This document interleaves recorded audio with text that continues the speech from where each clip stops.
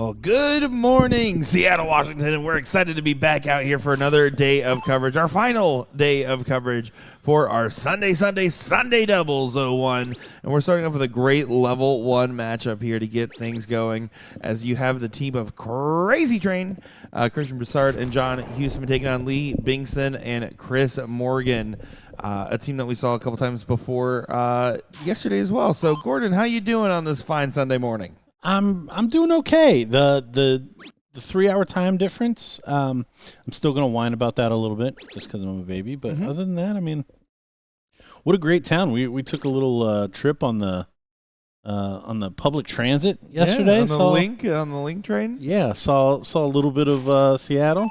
Get to come back here and watch a little darts. I mean, what else could I be asking for? Honestly, with how much I was yapping at that dinner, you could probably ask for me to shut up sometimes. Nah, no. Someone's got to do the talking, right? Well, that's what they bring me in for. Doesn't have to sound good, just has to sound. Just needs the sound.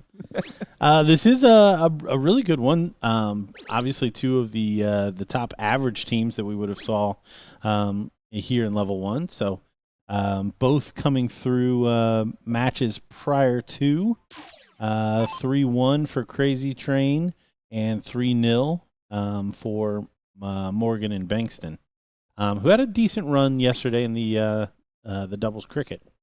Yeah, Chris Morgan, very quick to highlight to me last night that he is getting a lot of runners up in his time out here, and he is tired of second place trophies. And I said, it's better than third place trophies statistically speaking. Yeah. If you're gonna get gourmet firewood, like you want the first place one. You call it gourmet firewood, and I thought about you the other day. When I was moving, I had a temporary desk set up where I was using a folding table, and I have like these monitor mounts that clamp onto the desk. Okay. But the plastic table was like bending in, so to add support, I grabbed one of my state tournament plaques to help level out the support. Yes, actually getting some use out of that. It well worked done. like well a done. charm.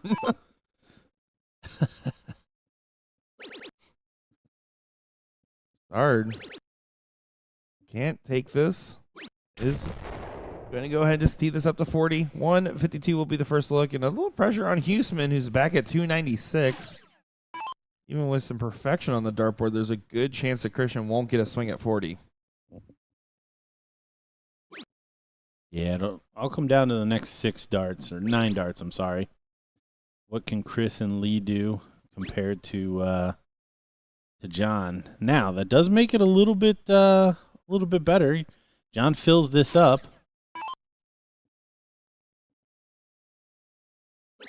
And it'll take a big shot from Lee.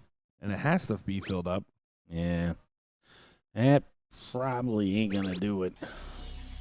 If 46 is now the target line, so get under 46 for Lee. Of course, main goal is to just take it out. But if he's doing well on the checkout route, he can get 2 birds with 1 stone here.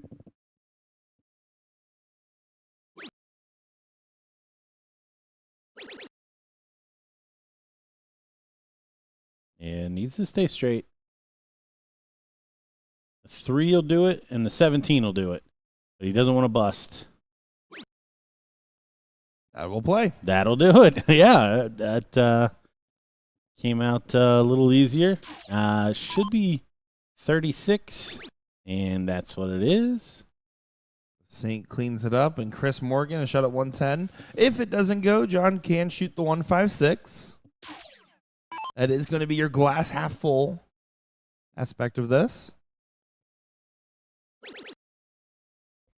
And he's going to get a dart.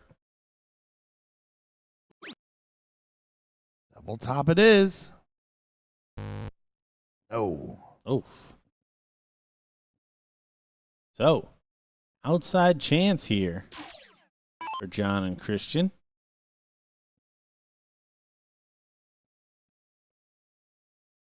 A big shot, but it's something that Huseman has probably taken out plenty of times in his career.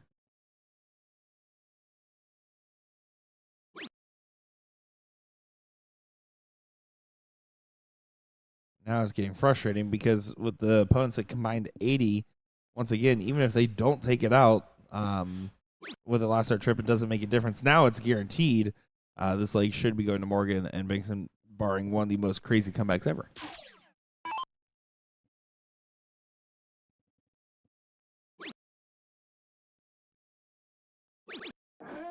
And there it is.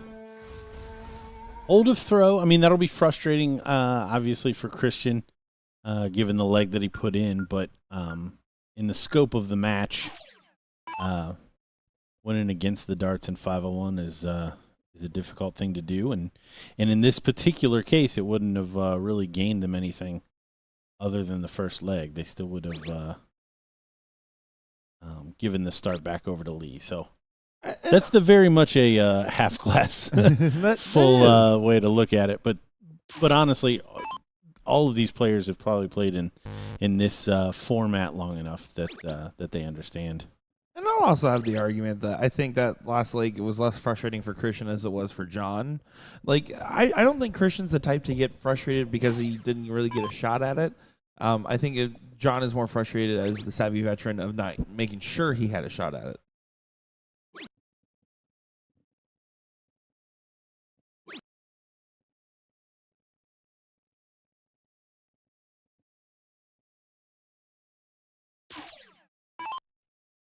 But fairly slow to the races so far. Focusing on just the simple parts of just getting on in. And hey, that double one implies to that directly. Especially when you recover with a trip 20. And then a trip one for good measure.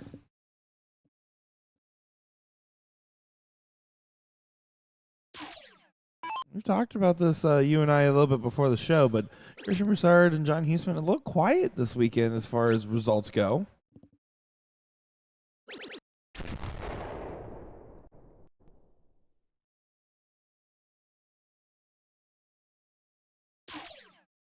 Yeah, both definitely having the game and pedigree to do well.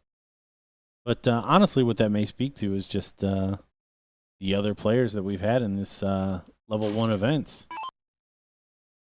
Doesn't take much at this level to just be off a twinge to make a difference between progressing in the tournament and otherwise. It's the and otherwise that's the troublesome part there.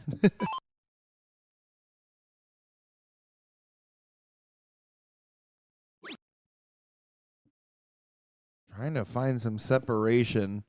Christian doing the job of leading the pack so far in the going first position in a freeze format. It is very important to do so.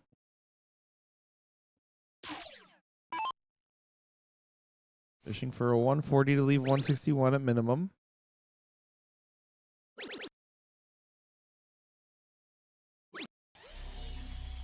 You read the script?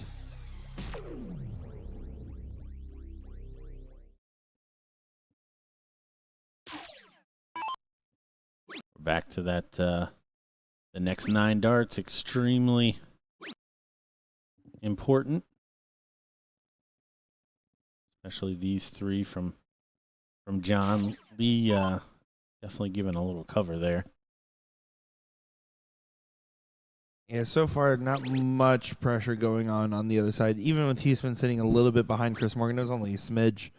And here you can see recovers quite well. Yeah, that's a great shot there from Huseman.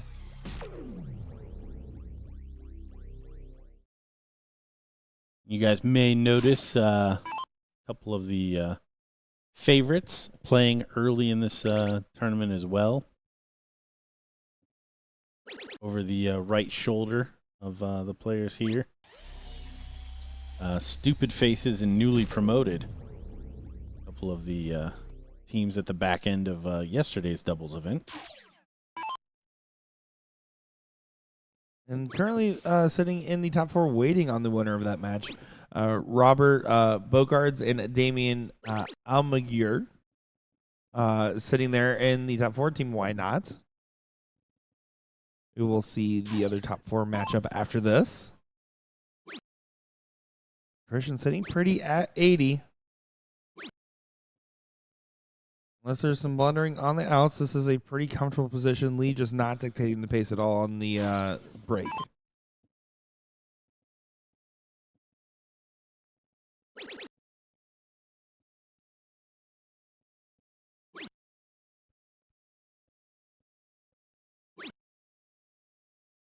Bet John is out there calling himself Hussman right now.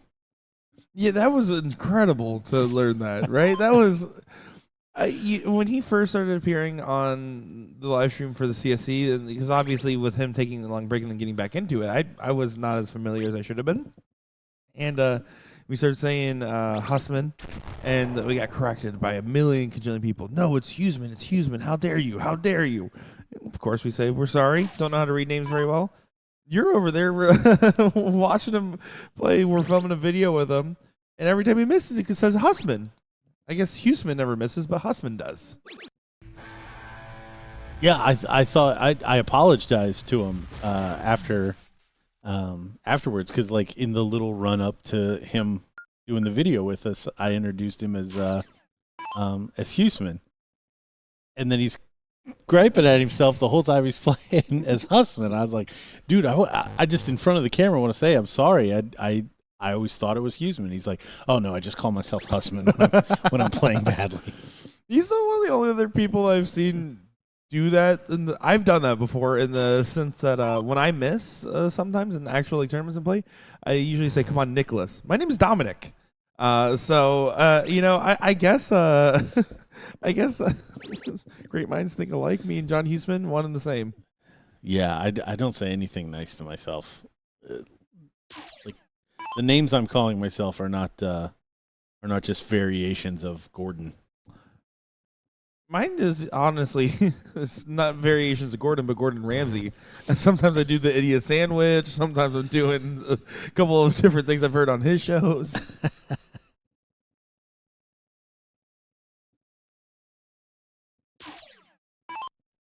Christian continuing to find the consistency on the board between the group.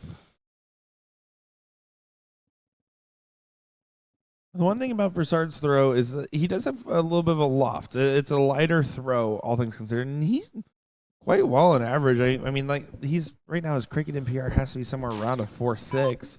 He's climbed up quite well and is kind of getting to that top dog spot of the all season sports bar, pretty famous starting location here in the Tacoma area.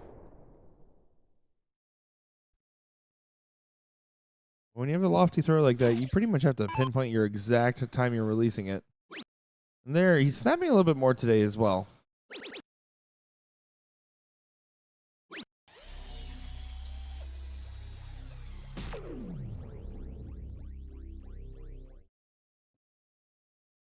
The other thing you have to watch out for with a loopy or lofty throw is that which shall not be named. The itis. I was going Voldemort. Yep, same difference. Very similar realm. Mm.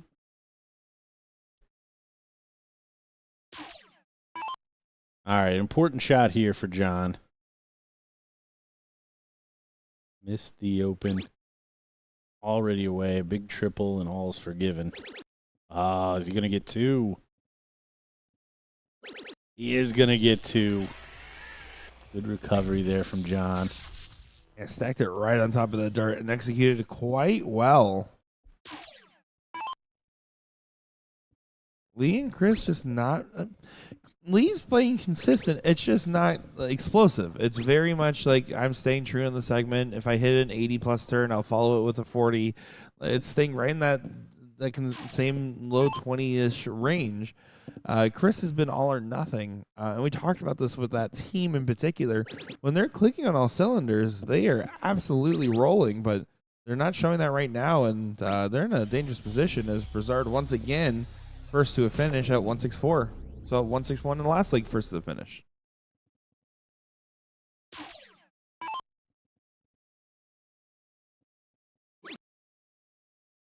Yeah, and this leg a little bit different. I don't want to break here just to really have that all of that pressure of the next leg. If they do come through there, Morgan and Bankston obviously will need to win it to extend the match.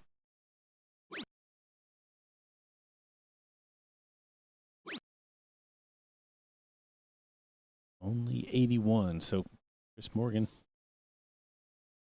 the one lingering back now. I mean, it is important to note the one thing that is going well for Lee and Chris in this position is the matching jerseys, once again adding a 10% buff.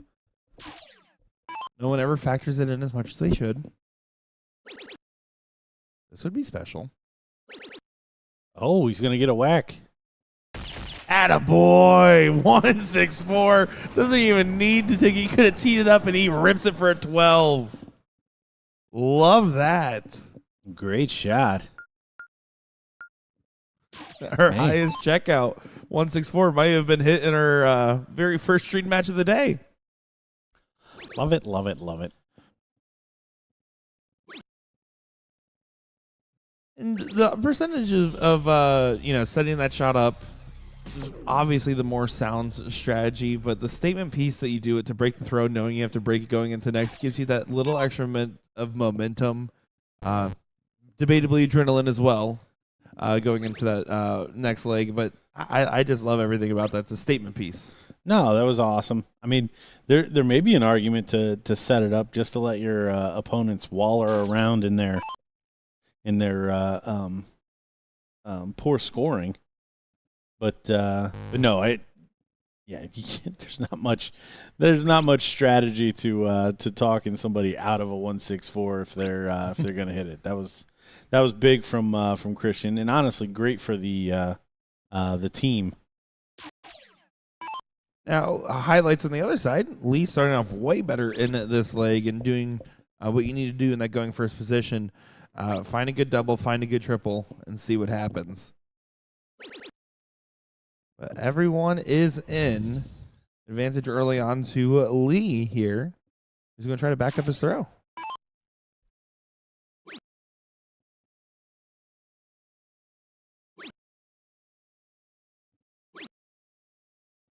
Oh, and only 30. Unlucky. To the board, the hot hand. Continuing to stay hot on the board. I mean, he is finding the triples very consistently, even with that lighter opening, is able to recover quite well. And we talked about that again with like Lee and Chris. It's all about the in-between turns that have been making the differences one way or the other.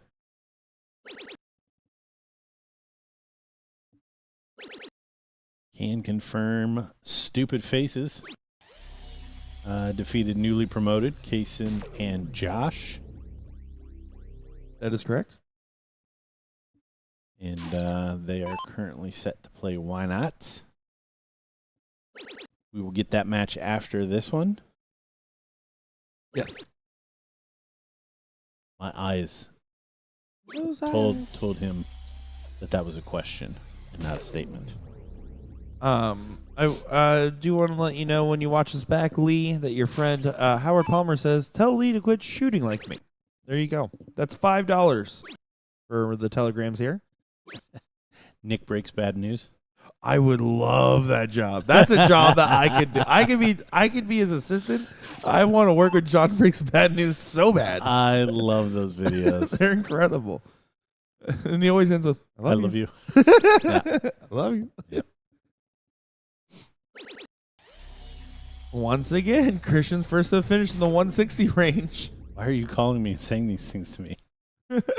I'm not saying these things to you. Somebody paid me to tell you this. So you're telling me someone paid you to tell me this? Yeah. That's great. I love it.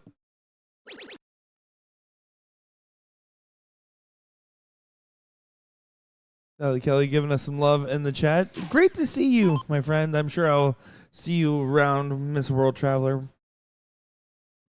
Next fun event.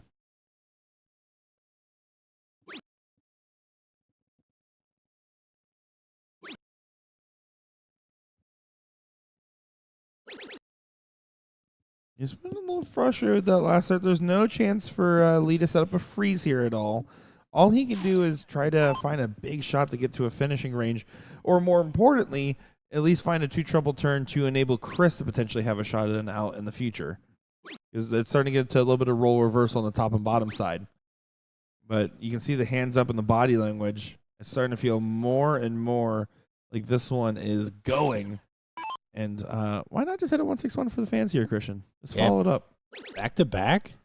Back to back would be filthy. Oh, the dart dropped hecka low. Tees up perfectly otherwise. Yeah, but right back into the treble 20. Good for him. Good for him. Go on.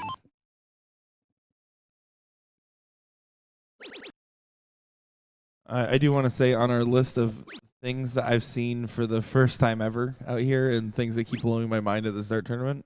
Okay. After our dinner last night, I come back to the dart hall. I play some pickup games and just, talking to people, right? Mingling with the community as I do. And as I was there was this couple that was actually just unrelated in Seattle, happened to hear that this was going on through a small Facebook page and decided to actually make their flights one day earlier so they could come over here and check it out. A couple visiting from Hawaii. Okay. And I end up playing a doubles game against him for fun. And the girl throws faster than Danny Lobby. And I say that because in the time it took to do a player change, she not threw one dart and didn't count. She threw all 3 darts before the turn change finished and didn't know why her turn didn't score. That's less than 6 seconds as Christian Bessard gets the win here for Crazy Train. 6 seconds. Yeah, that's get him out of your hands quick. Let me tell you, there was like a bull around in there. It was pretty intimidating. But coming up next here, folks, we have the match of Stupid Faces taking on Why Not, and what should be a good one to see which one of those teams will go on to play the Crazy Train in that next round here. So, folks, don't go far. We're going to be back here with some more action in just a moment. My name is Nick Teixeira, joined by Gordon Dixon on the mic. We'll be back in just a moment's time.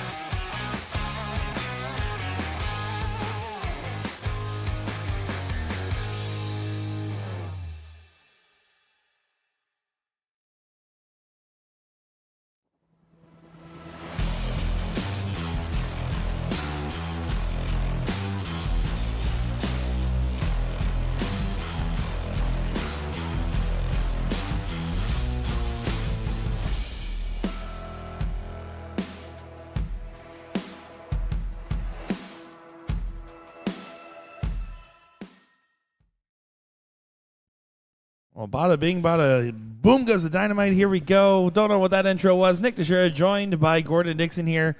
It's a top 4 matchup of Team Why Not taking on Stupid Faces here. Gosh, you gotta love team names. I'm looking forward to it. Nick Teixeira, Gordon Dixon.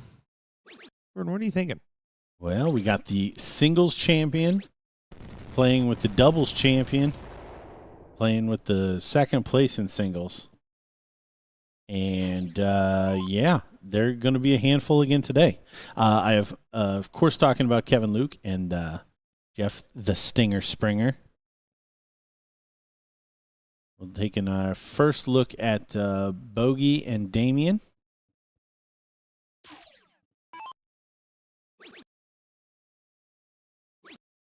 I'm looking forward to seeing how this one will play out, just because why not? Has been sitting in the spot here. They had a nice run with Jeff Leonard and completely blanking on the name right now. Kareem Nobar, or Nowbar, and a good 3-0 win to start off their day after a first-round bye to get to this point. The team of Stupid Faces had to run in with newly promoted their rivals from yesterday early on, but got the win up top. So I'm excited to see how this duo will handle this competition. Yeah, they went down 1-0 early in that one, ended up coming back 3 straight. If I'm not mistaken. Yeah, that is correct. So Damien is was on the team with Kevin Luke and Rhonda last night. They got the win in mixed trips, and he's 20 years old and actually Kevin Luke's nephew, believe it or not. Oh, okay. So a little extra added intrigue on the board here. Yeah, I like that.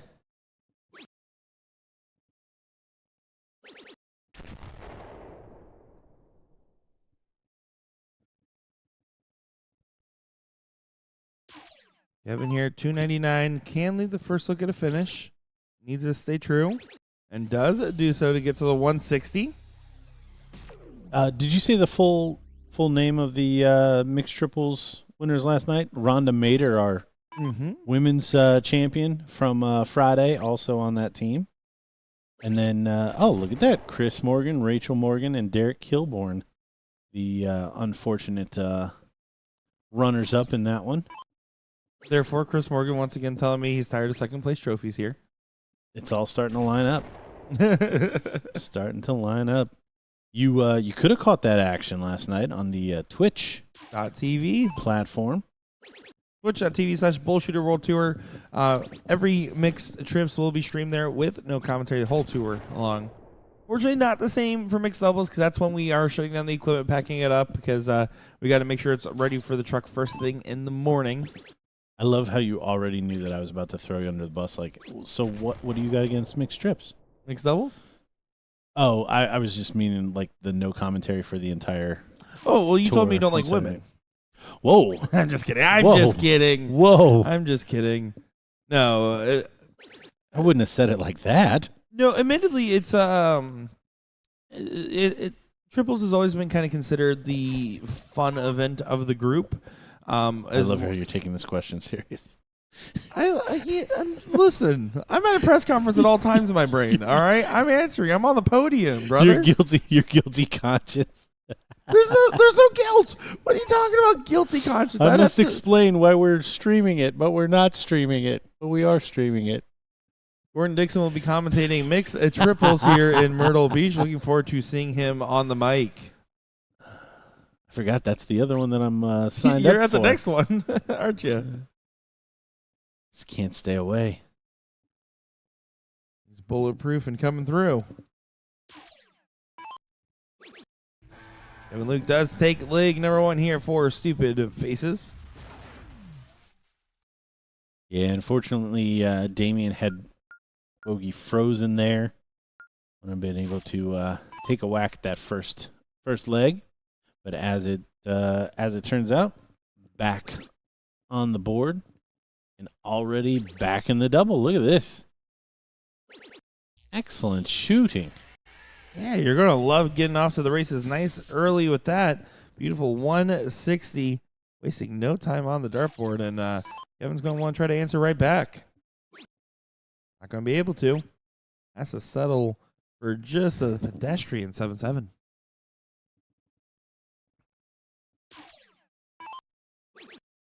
Of course, we do have 3 stops left in our tour in 2025, and then we have a whole bunch more about to get announced for 2026. For the rest of 2025, we have Myrtle Beach in South Carolina. That's November 7th through the 9th, where the one and only Gordon Dixon will be at as well. Niagara Falls, New York, 2 weekends after, in November 21st to the 23rd, joined by Will Stewart. In Phoenix, Arizona, December 5th through the 7th, also joined by Will Stewart there as well. That'd be back in Phoenix after taking a year off from the 39th tour. To be back over there would be great. Of course, Myrtle and Niagara, mainstays of the tour.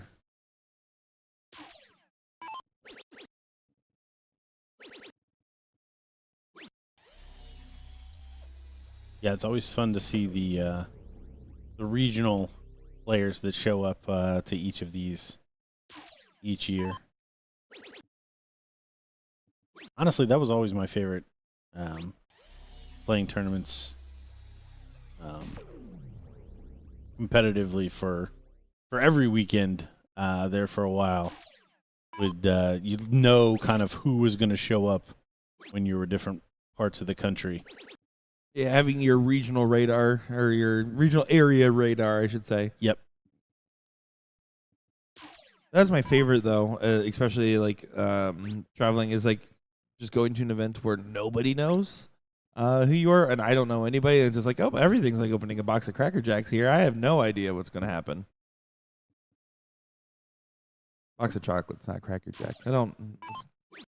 It's okay.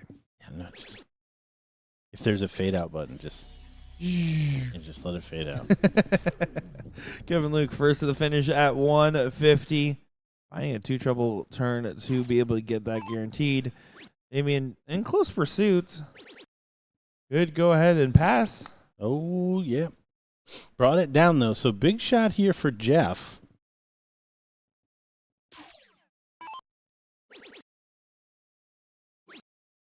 Doesn't look like it's going to be too big of a deal.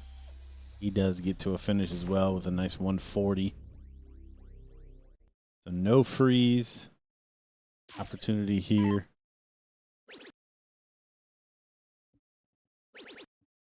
This will help quite a lot. Big setup shot with the 171 leave 40. That's a class shot right there. And now 150 under some heat.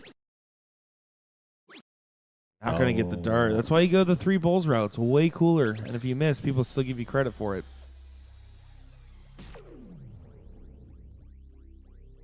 Important shot here. Yeah, Damien needs a big one. Oh, no. Oh, and he's not going to do it. So if Jeff gets below 1 or gets to 120 or less, we'll freeze.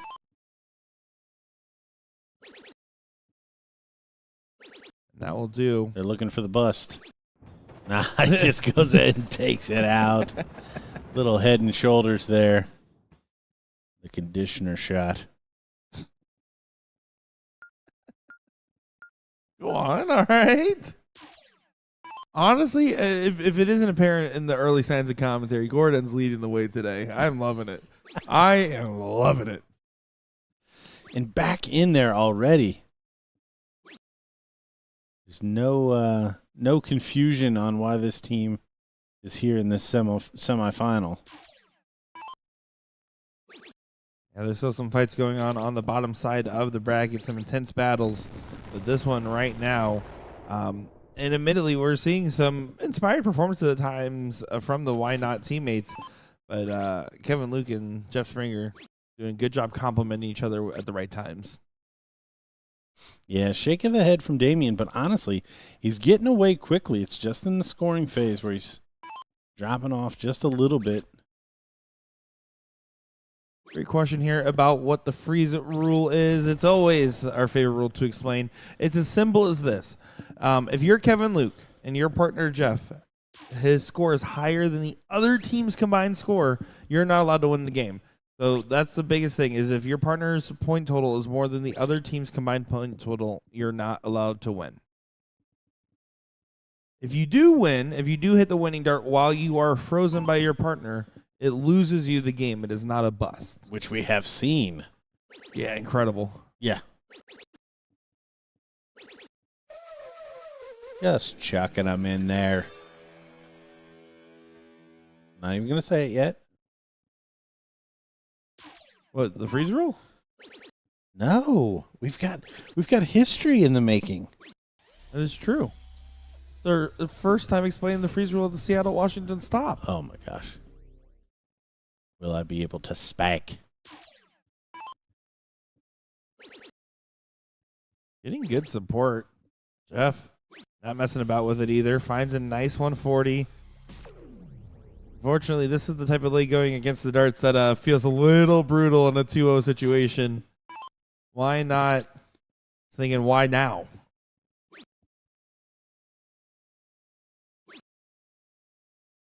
So here it comes, a double-double.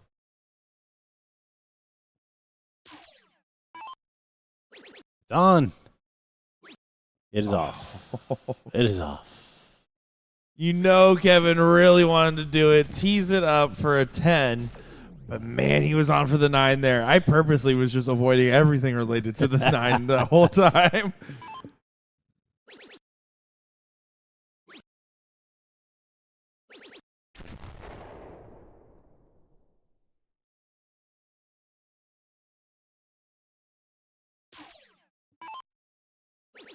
We talked about it in the 39 tour, the over-under. I think we started the tour at, I think we said 0.5 was our over-under, and we hit 2. So if you're counting the Dave Cameron Chicago finals plus the one we saw from Ram Guevara. This tour, I'm going to put the line at 1.5 since we had 2 last one.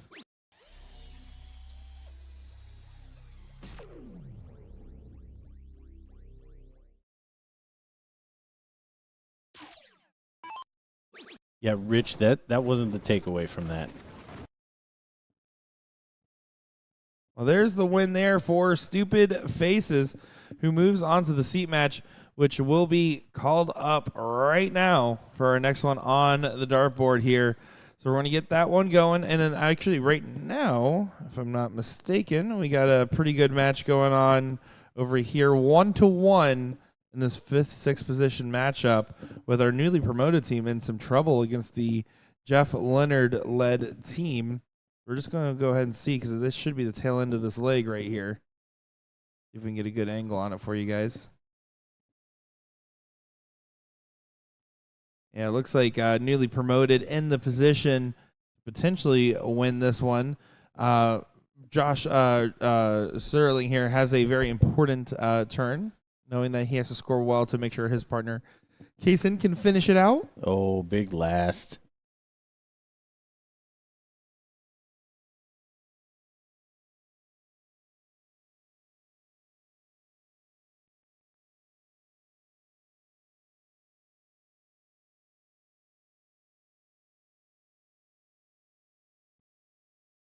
Jeff needs a big triple here. No, Rich, you're not pacing with your opponent. It causes the team to be in the same similar situation. If your partner, and there we see the finish from Kaysen to take that one 2-1, and they're going to be moving on to take on Chris Morgan and Lee Bankston. If your partner is falling way behind, and your opponents their score together is less than your partner's, that's when you can't win the game. So it's not about pacing with your opponent. It's about you and your partner staying within touching distance of each other, for lack of better terms. Basically, it's saying if your partner is struggling more than the combined effort of the other team, you're not allowed to win. So the whole point, and we talk about this a lot with the freeze game mentality, right? If you're going first, your entire goal of the game is as simple as it gets. Play 501 as fast and best as possible. If you're going second, a lot of times you start to ask yourself the question of Well, play the 501 as good and as best as possible. If you do that, you're fine. No thinking. Let's say you're kind of struggling a little bit, and you're at the edge of potentially freezing your opponent or not. Sometimes there's opportunities where you can stay on to score a better turn to maybe not leave it out or to not leave an ideal out, because the point there is to enable your partner with the hotter hand. The idea is it makes 501 a combined effort while not having a combined score line. So we're going to go ahead and take a quick moment here on that note. That seat match will be coming up shortly. What you're seeing over here on the overhead camera is the start of what is about to be the seventh, eighth match of ERPC taking on Castro and Estebor. So we're going to go ahead and get that all set up, and we'll be back in just a moment's time with more action here. Don't go far, folks. Nick Sure, Gordon Dixon.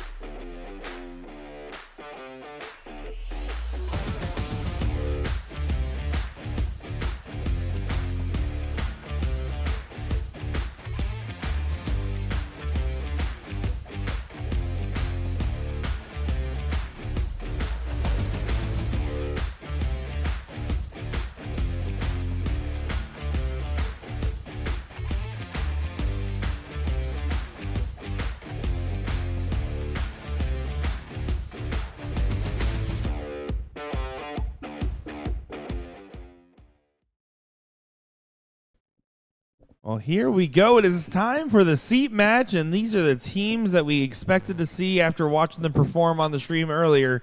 Crazy Train and Stupid Faces, where Christian had a pretty inspired performance in his last match, admittedly struggling very early on in this one, not getting in. And, of course, Kevin, Luke, Jeff Springer, the gentlemen that have the biggest target on their back and the highest of the expectations in the bracket. Yeah, Jeff coming fresh off a 1-5-8 finish in that previous match. John struggling a little bit the last time we saw him, but no doubt I think we have the right final or seat match. Sorry, I was going to let it play today. Yeah, I think so as well. Newly promoted and a close fought match does continue to move on. We saw that on the overhead camera there. So they're still going to be fighting along now against Chris and Lee, who we saw earlier, to try to get into that fourth place matchup.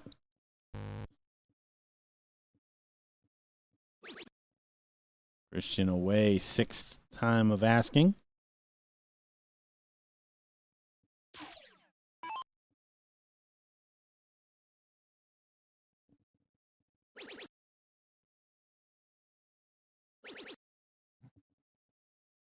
A little unlucky there for Jeff, but job done, running down the board.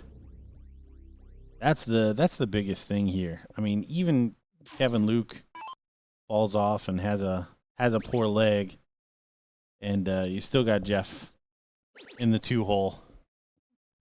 One of them is most likely going to throw a 15-darter every time.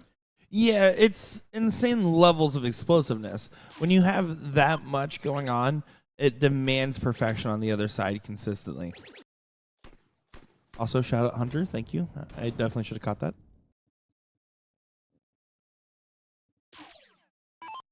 Kevin Luke sitting at 164, proving Gordon to be as smart as ever, setting himself up for a potential 12-darter.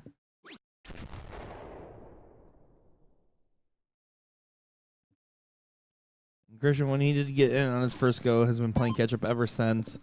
And when that happens, right, so in the version where Kevin Luke gets in well and Christian doesn't, it's up to Huseman to try to beat out Jeff and hope that is enough.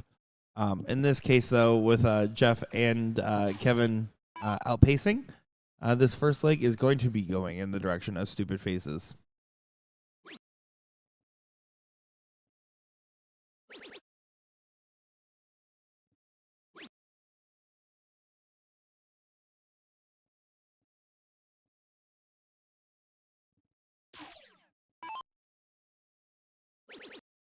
Oh, unlucky. And a little bit of a slowdown on the turn, but again, no position to punish. Christian can't leave a finish. Neither can John from this position. But sometimes that's a good thing on the very first leg when it's this one-sided, is it just gives you that extra second to settle. In a loser start format, it's not the same level of punishment from getting a first leg loss. Take that extra time, get those starts feeling just as comfortable as they just were, especially if you're a Christian, and circle back. And Huseman, same thing. He's a savvy veteran. Get a little extra darts in on the board, and then try to get right back into the mix.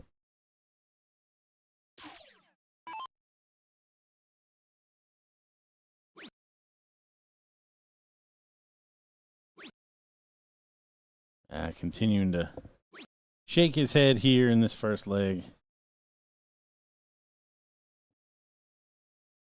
104 coming in. I like this route. Slides it in there. And that's a good use of the 16s there. Not as good as the use we saw in 146, 16, trip 15, elite 53. Incredible. Didn't even hit the 45. That's the other crazy thing. I don't know if it makes it better or worse if you hit the 45. I think it makes it worse that you start off with the trip 16 for a brief moment. I thought, is that smart? And then I saw the second dart. I said, it can't be now. It was about to be incredible. If he goes trip 16, trip 16 If bull. level 4 goes 180, trip 16, trip 16, double bull. Well, it was level 3. Level 3. Was it level 3? It was level 3. Okay. So, pretty high up. You know what? I'm just gonna own what I just said. Even level 3 goes 180, trip 16, double bull for a 146.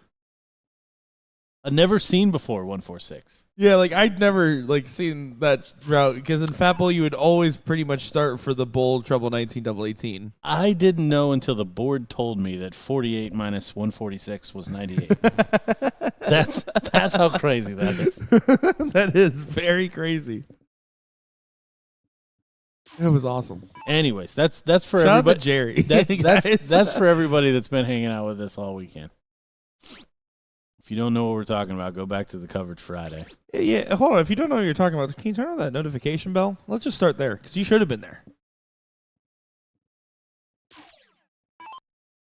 One of my favorite parts about being on our world tour here, I'm sure you can relate, is I really do. You talk about seeing the different regional base players just from your own experience traveling as a player and playing in those halls, but just seeing the different cults of personality around the different dark communities and Friday night the storylines that we're developing and so many people that are like our bar is doing this type of representation here and winning these events, and it's really cool to see the smaller packs and prides of the different darting communities that we get to waltz into on our traveling circus, so to speak. Well, and that is one thing that I will say the soft tip community does a much better job of is you don't see that a whole lot, like bar teams in steel tip, or at least in the circles and tournaments that I ran. I think a lot of that probably has to be related to remote play a little bit because it starts becoming a little bit more of a us versus them mentality when you have a couple people playing in an online tournament next to each other. You're all cheering each other on and hopes that you guys don't see each other in the bracket. And there's a good chance you might not because it's a remote tournament.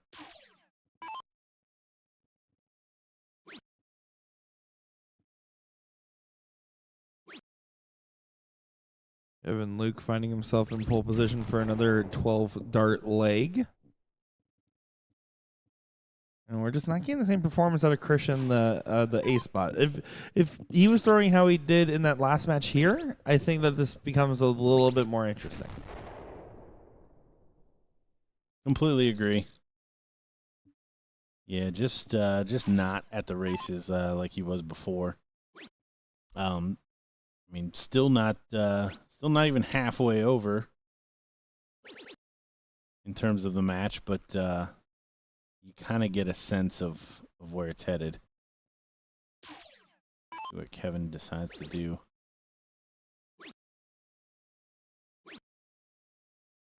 Leaves tops. Good solid shot. Nothing too schmancy there. Nothing schmancy needed either.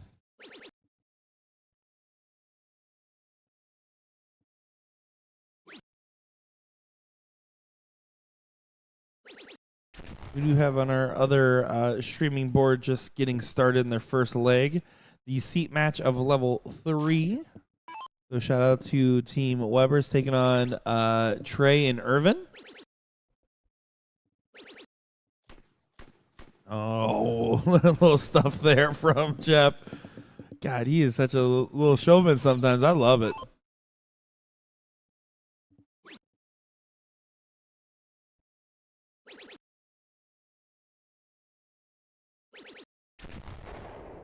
Now Christian's starting to settle in a little bit here. It might just feel like it's starting to get too late in the matchup to get settled in. If you go 2-0 down, it's a tough spot. It's a dangerous position we've talked about time and time again.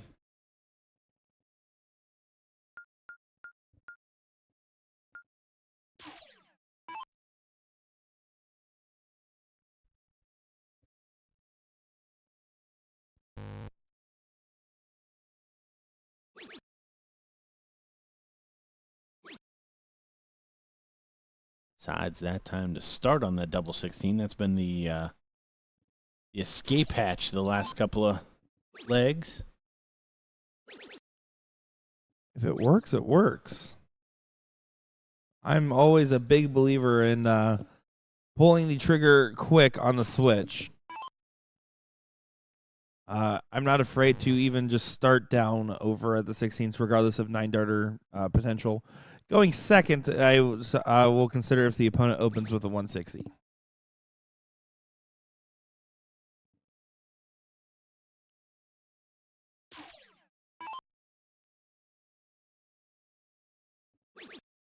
Jeff wasting no time on the N. Doesn't find a home run, but it's a nice solid opening. But going first position here, this is where Christian needs to back up with a solid scoring turn. Same thing for John. That helps. Probably needs another. Solid ton. And you can tell from the reaction there from Christian. He knows the way this is going. He needs a couple of triples a turn here. Exactly right. You might get a favor here and there, but you can't rely on it. See Kevin, another 2 trouble turns, starting to gain ground now in that 8 position. Again, John being a little bit of a question mark in this matchup. But he used to beat up on Gordon on the dartboard, so we know he has some greatness in him. He really did. He ruined a couple of weekends for me. Hussman. Yeah, husband. No, John was definitely one of those regional players when he came out left that he was going to be there, especially in the soft world. I don't remember coming to many of the steel events out this way, but certainly on the soft side of things. Huseman or Porky can correct me if I'm telling this story incorrectly, as there's a more inspired shot from Mr. Broussard. Yeah, it doesn't leave a finish, but not a whole lot you could do there. Yeah. That's just a dig deep and hope the 302 doesn't get set up, which this is the right route to set it up. Does get left at the 170. Good play from Kevin Luke and good shot selection. But John was playing Porky in the CSC. They met up at TOC before their matchup. It was on the break week before going into, I believe it was either their, I want to say their finals or their seat match. And, or not finals, but it was late bracket run. And they were hyping up their match. They end up like chopping it up and being super buddy out there. And Huseman in his interview, he's like, I hate to admit it, but I think I might throw Porky's darts tonight against him because I really liked him out there at TOC. But now he has his own line going up, so sure he didn't 1-for-1 rip off Porky's darts. No way. Here's the setup. Yeah, you don't want to just go. Yeah. I think it's because of where Huseman's at, he can just set up the double because it's not like he can freeze the other way right now. Yeah. Yeah, probably moot.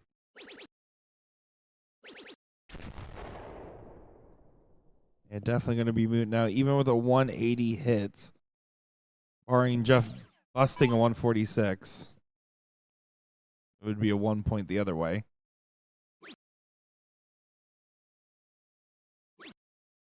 Yeah, you would have had to hit a 180 and then have Jeff Springer bust a 146. So not in the cards. Christian will not get a shot at 40. Trip 16, double bull. He doesn't know the route. He doesn't know the shot. Oh, goodness. What incredible moments we could have had. I would have ran around the entire dart hole shirtless if that happens.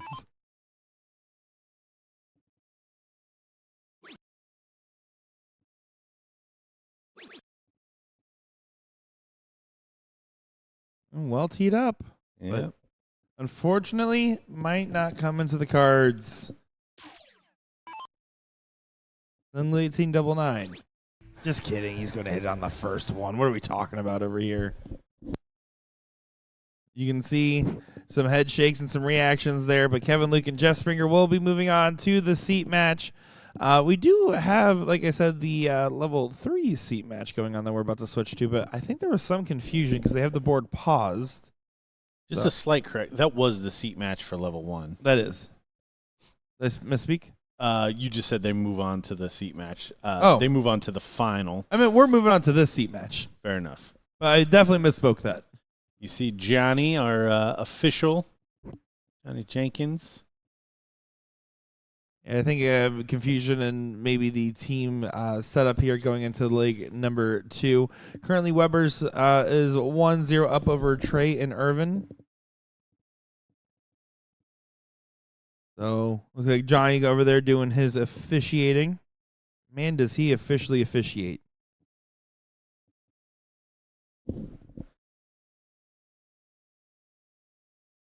I appreciate a good decisive official. Oh, it's the best kind. It's the only kind that should exist, in my opinion, as well.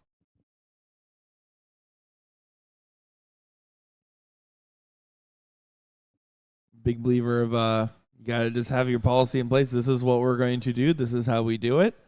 And if there's not a clear distinction or ruling, someone that can make a good gut judgment call for future rulings. That's why they don't have me be a referee. I'm 2 in the middle and everything, according to you. You fence sitting. Someone's got to sit there just giving out those seats for free. But here we go. Looks like everything is amended now in this matchup. So here we are, 1-0 for Weber's over Trey and Irving. Currently waiting on the 5th, 6th matches of level 1, folks. So those are currently playing out right now. Then we will get back into our level 1 coverage. And then, yeah, got some good stuff coming up here. So I believe we're also going to get that 2 king seat as well, and then let that 4th place match play out for the level 1. Just a heads up there.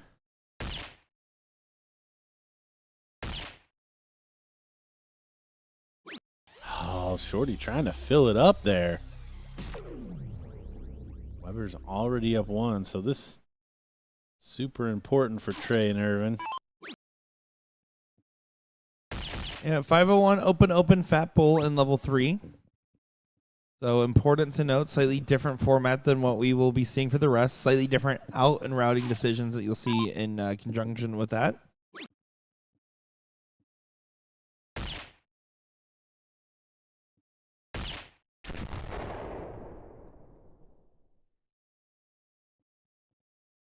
Good 2 bulls around. We say it time and time again. If it's Fat Bull, 2 bulls around is the baseline they should always go for one way or another. If you're finding 2 bulls around, you're oftentimes going to find yourself in a position at some point to get the shot. You hit 3, that's great, because then you can get away with the 1 bull later on.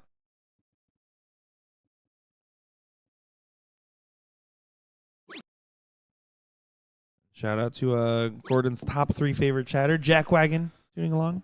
My man.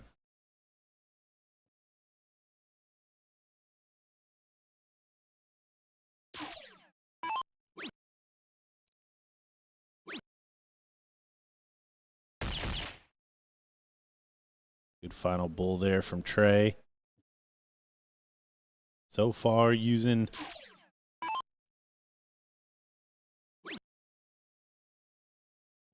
the advantage of going first.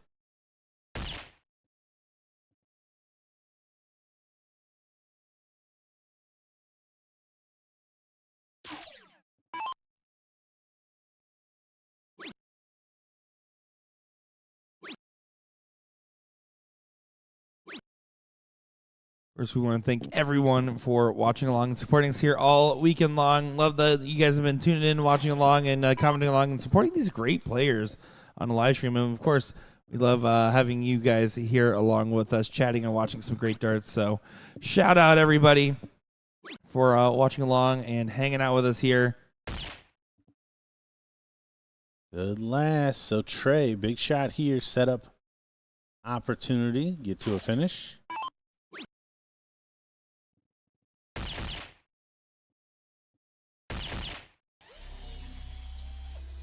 2 bulls around, gets the money.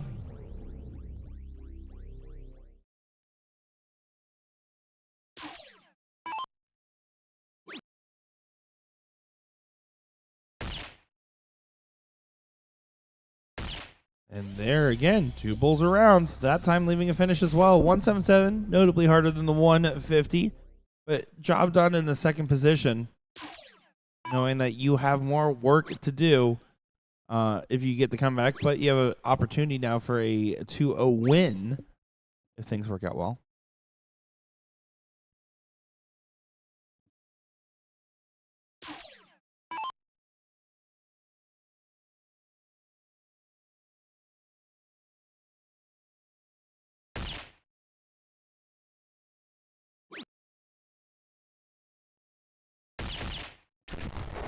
Big last start there for Shorty. Gets to the finish.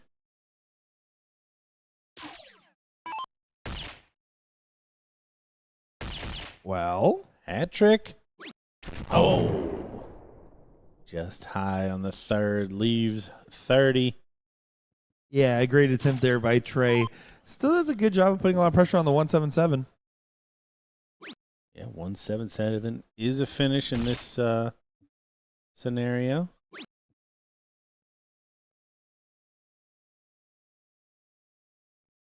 Only down to 112, and this is where it can be interesting here. Irvin can absolutely set up some freezing shenanigans. Doesn't get as low as he would prefer to set up any potential freezes.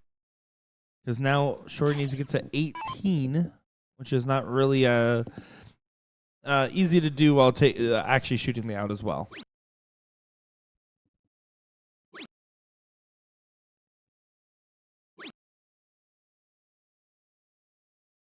Now that's a guaranteed freeze. Weber will not get a shot 112 even if the 30 doesn't go. Oh, and he busts the score.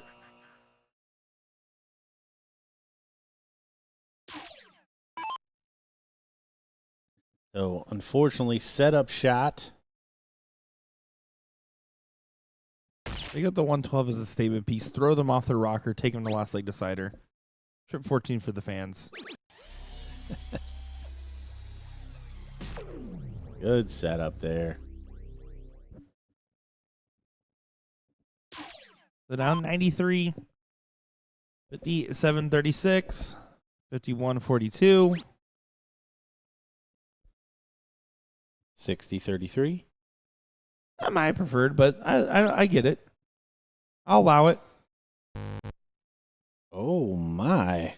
Well, that makes things very, very interesting now. Because 156A can go, but is tougher because it's not a bull for a shot. But B, I would just go Two for bulls. the hat trick. Yeah. 2 bulls. Yeah. Every time. There's 1 bull. Oh. I wonder if that first star was dropped or if she was going for the finish.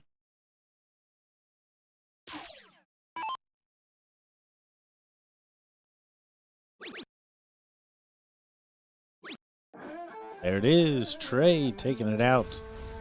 1 apiece now here in the level 3.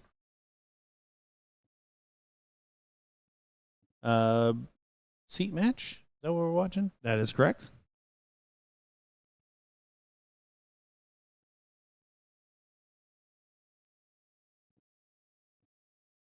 And it was a good attempt, but Trey and Irvin will go ahead and get the start in this final leg here. Very important leg to decide your destiny of how your day is going to continue to go. Are you automatically in the final, or do you have to fight through another match? You have to be double dipped, or do you have to fight through that match in the loser's bracket to come back to double dip? Because I dip, you dip, we dip. Dun, dun, dun.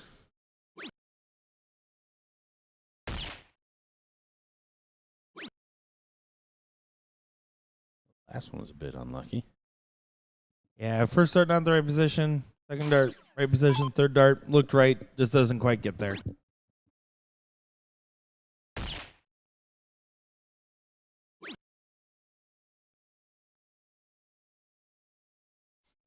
Just 1 bull opening for our A position players. Go to our B position players to try to add some separation.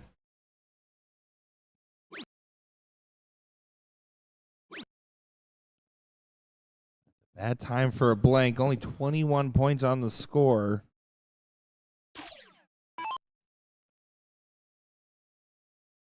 And go on, Shorty. It's your birthday. On the mood to celebrate, it seems. Doesn't find it. Only gets a 28 in response. So neck and neck here in this last leg decider.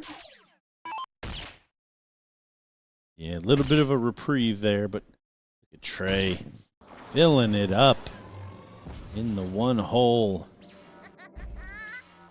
When it's mint, man. I do like the general form of Weber here. He does do a little double clutch in the back, but the general drawback and follow through, no body movement. Pretty sound stuff and a good answer right back with a 150 of his own. Still staying neck and neck in this matchup. Only favoring the team going first currently by position. Better there.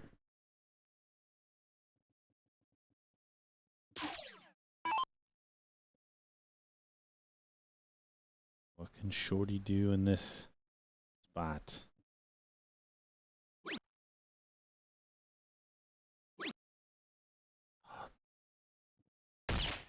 Oh, good grab. Unlucky on the fallouts. Only 5 from those 2 missed darts. But registers that bull. Trey's 1 point ahead of Weber, and then Irvin 1 point ahead of Shorty. A lot of parity here. Looks like we've got the 2 best teams battling it out. Only seems that way. This is where it gets so interesting, this setup range, this very important section, and while Weber pulls slightly in front, does not get to a finish first.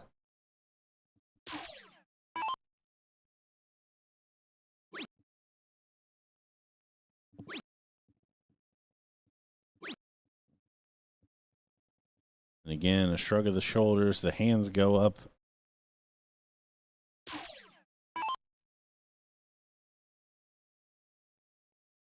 Let Shorty try to punish this. Even if she has a weak turn, she'll still stay neck and neck. She can get ahead and put some pressure on the other direction. It starts to really pile on. That's a good looking last start that doesn't click. Yeah, that was a good set.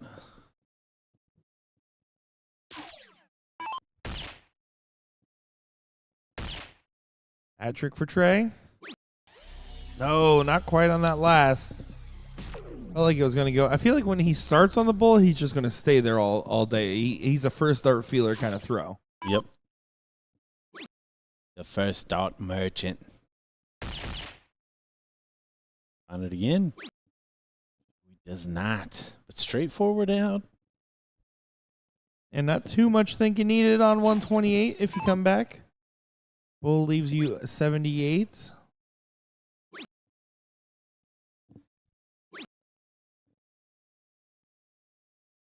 Another bullish turn there. Irvin feeling frustrated.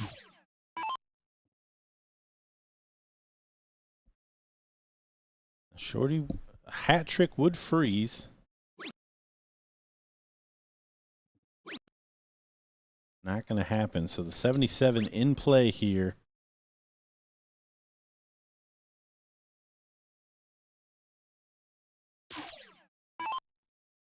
This is for the match. Rip 9 for the fans. He rips it like that. I don't like that routing decision with your opponent on 128. If you're going to start bowling 77, that's fine, but it's open out, like single. Yep. There's no reason to chase the trip 9. Might get punished. 18s. Stays on the bull instead. That's fine. Double 14. Does get punished with a 128. What a way to return to sender. My goodness. Big finish. Woo-hoo-hoo. That's how you punish, folks. That is how you punish. Incredible stuff right there. As right now we're still waiting on the winner of the matchup that's supposed to be taking place on board 1 here. We're going to check to see if that's actually the case. They are underway. So we're going to come back to our coverage here once the 4th place match begins. So in the meantime here, we are going to go ahead and watch this fifth, sixth place matchup in level 1. Looking for folks, Nick Sherrick, Gordon Dixon on the mic. We'll be back in just a moment.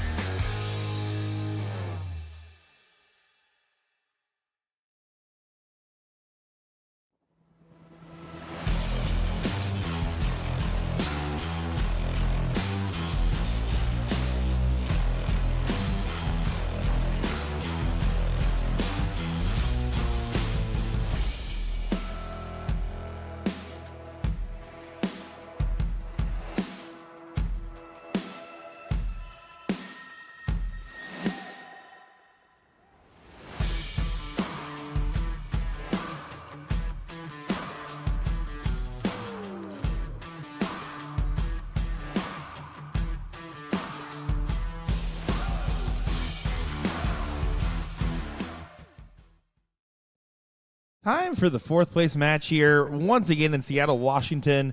Team Why Not? Taking on newly promoted.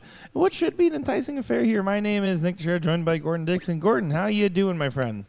Doing well. Excited to see these guys. First time on the stream for newly promoted. We've talked about them a couple of times today. Just, I guess we expected to see them at the back end of this tournament, and lo and behold, we are. But if Bogey plays anything like we saw him earlier in the semifinal, they didn't win a leg, admittedly, but he was very consistent on finding that double and finding a couple of triples with it. I think newly promoted is going to be in a little bit of trouble here for the main reason being, yes, a newly promoted had the 3-1 loss to the Kevin Luke and Jeff Springer team, and understandable loss at that, but has survived a 2-1 and then another 2-1. So, I mean, they're hanging on to last league deciders, and they're going to be in a little bit of trouble if Bogey does what he did. But you never know. So that's why we play these matches out. Well, especially you never know when Behemoth starts off with 349. Getting down with a nice high ton on the open. Go on.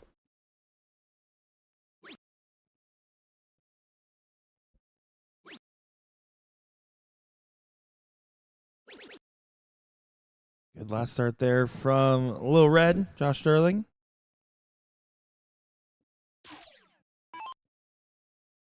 Damien gonna have to go ahead and get back into the races.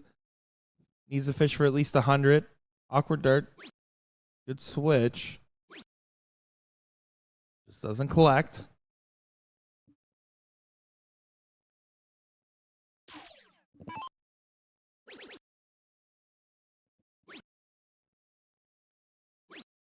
I had a conversation with the same couple that happened to be here on vacation, visiting from Hawaii. Decided to get in and play the mixed doubles today. Later on, they said something that kind of shocked me. I guess caught me off guard. They're like, "Well, you know, we're not wearing dart shirts and everyone else is. So everyone's going to assume that we're some nobodies on the board, and we're going to try to take advantage of that." And I looked at them, and I was like, honestly, I'm more scared of people not wearing dart shirts than the ones wearing them 9 times out of 10. Wearing the shirt comes with the expectations on self.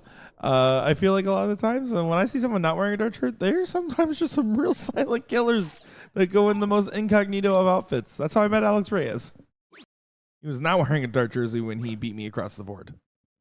Yeah, it seems like there's probably there's I don't know, it's cyclical. I look at like dart cases. Like, you're new to darts, like you have a really nice dart case, you got your brand new darts, you got all the accessories and all that stuff. And then eventually you become me and you just walk around with your darts in a cork. Like, that's it. That's kind of the progression. Like, everything gets bigger, and then it's just like, you know what, I don't need all that nonsense. I'm just going to carry that. And maybe in my pocket I've got a set of flights or something, or a shaft to switch out. And it's kind of the same thing with shirts. I completely agree. Like, some of the guys that have their name and maybe I'm not as familiar with, I mean, cheers to you. You obviously are immersed in the culture or whatever. That's good. But the guys that like come in like the khakis and just a polo, it's like, okay, what are you? Hey, who are you? What are you about to do?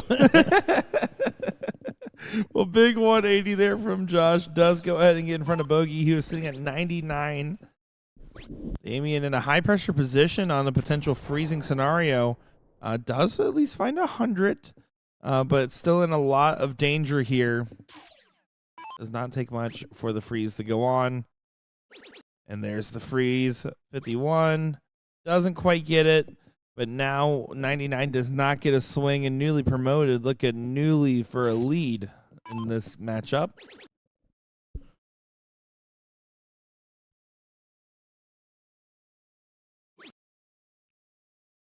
See what the shot selection is here. Maybe 18. He did go for 18. Just another version of it. Yeah. All right, 72. What's the route? 32-42 for the fans. This is double-double format. 51, 19, double 16. That's the route. Here it comes. Oh, doesn't quite happen. Damien's just going to go ahead and have to do himself a favor, leave him whatever finish he's expecting to take, and hope that it comes back around.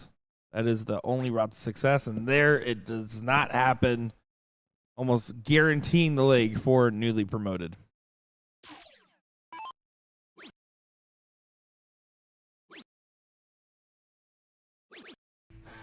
There it is.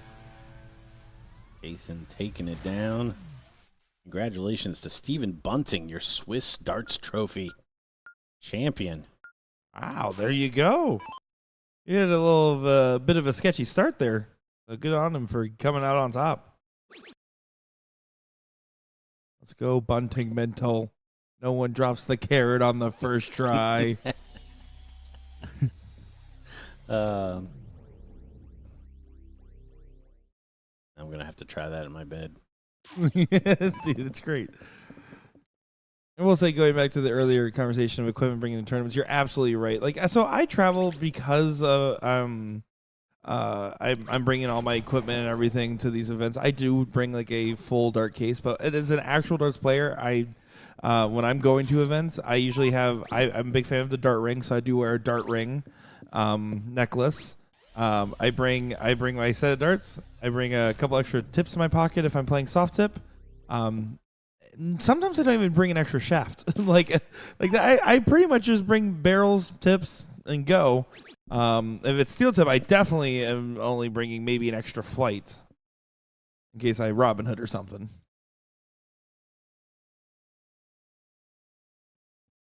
I'm not trying to be there guffing about with all the stuff.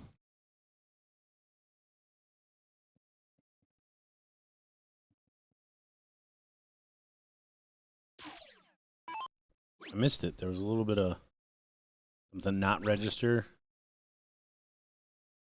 Needed to hit the button. See what Bogey thinks of that one.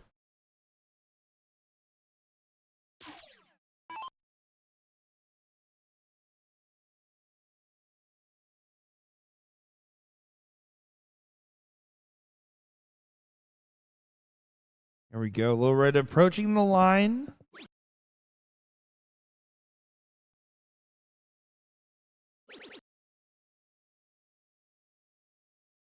Just unfortunate that Jason did not match the nickname game. Of course, who wants to be Riding Hood if the other one's a little red? Here's good darts from Damien.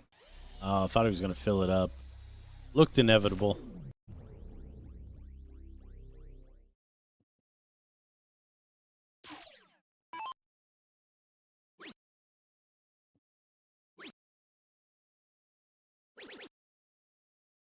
And good find from Kaysen. So a little bit more back and forth here.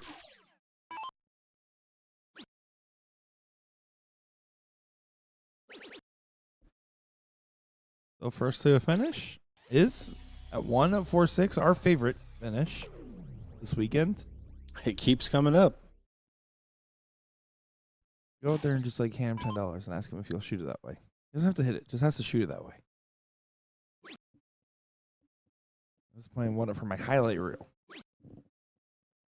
48, 48, 50. One time. Especially in this double out format, it's way cooler too, right? That'd be so filthy. If my opponent takes it out like that, I'm like, yeah, you know what? I'm not even going to play the deciding leg. You can just have the match. I don't know that I'll ever shoot it any other way now. You got to swing it now, right?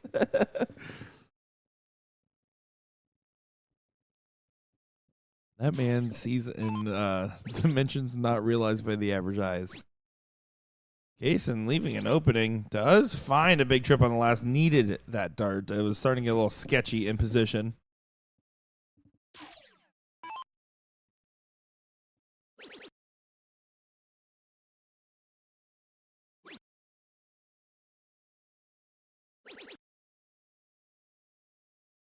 Does tee up at 60.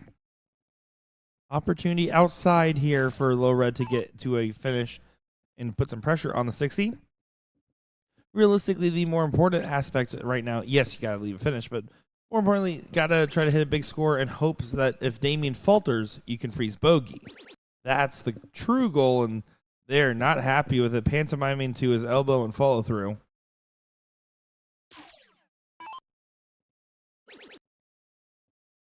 Damien not planning on faltering.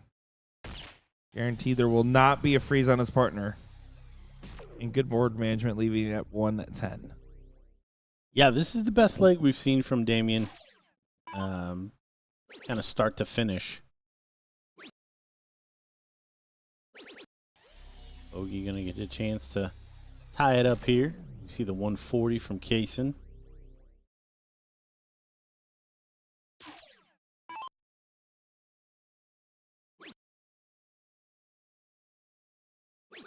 Yeah, almost no doubt. Just especially like even the position of the single there, like just didn't really have any doubt that he was going to miss that. He is seriously playing quite a good standard in everything we've seen so far, and sending newly promoted to their third last leg decider of the day. My goodness. A tough way to live. Really is. It's a lot of corks. It's a lot of important corks. Oh, and you see that one got away from Josh. And look at that, the pee hole from Damien right behind him to steal the start.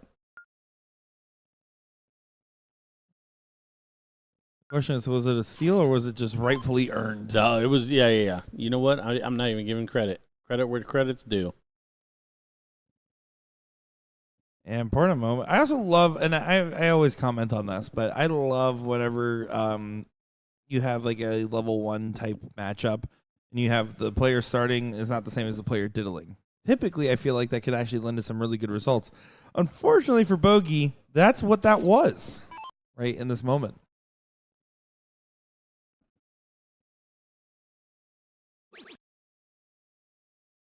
No pressure to swing for a double. It leaves a 9. Starts with a double 16. I love that opening, especially in this scenario.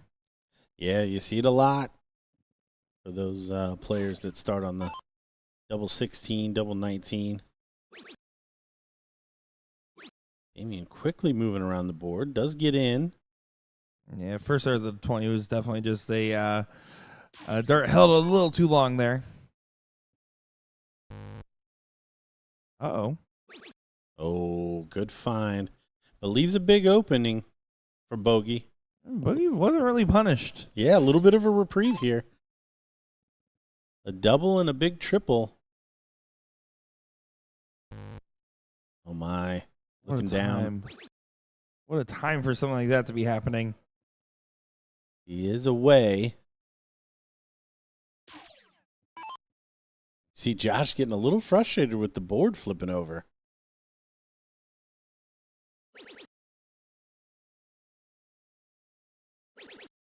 Taking his frustrations out on the dartboard, it seems. Finds a beautifully timed 180. How about that? And this might be why newly promoted has survived all of those deciding legs. They're like, okay, and now we lock in. No, now we lock in. Damien back to back. A little shake of the head, but nothing to be too worried about here. I'm going to shout out our level 4 winners real quick. That's going to be the team of Satara and Rachel over Jolyn and Marissa. So congratulations there.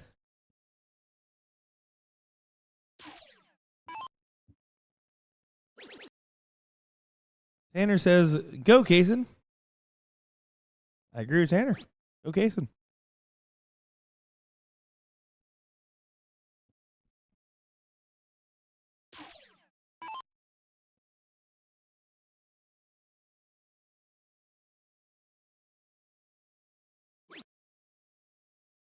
Honestly, I'm surprised he kind of like did a half step off the line there. It's very inviting. Adjusted well. Yeah, solid ton does leave a finish.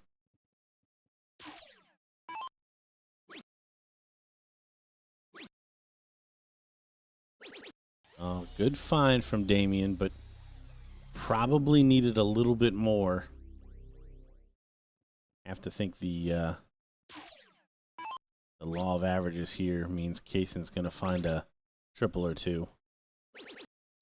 And he does. That's a good shot there. Good recovery from the blue behemoth.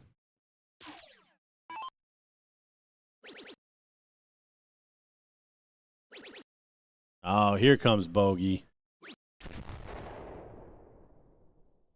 Is it too late, though? Josh Sterling, little red, 151 for the match. Yeah, he'd be keen to take it out in style, but he'll be happy with just a good round at the board for the tee up. But here comes the shot. 17s over to double top for the match. And pins it with a 1-5-1. What a check there. What a take. And a thumbs up of approval there to the camera. You'll love to see it. Oh, what a shot as newly promoted now moves on to take all aboard. It's the Crazy Train in that third place match. Level 2 currently has the fourth place match just about to get underway. Level 3 currently sitting in that third place match right now. So we're going to get the third place in finals level 1, and we're going to try our best to get the finals of level 2 and 3 if we can based on timing, folks. So don't go far. These players are already called up, and I know for a fact that everybody's been warming up nearby, so it won't take too long at all. We'll be back in just a moment. Nick Teixeira, Gordon Dixon.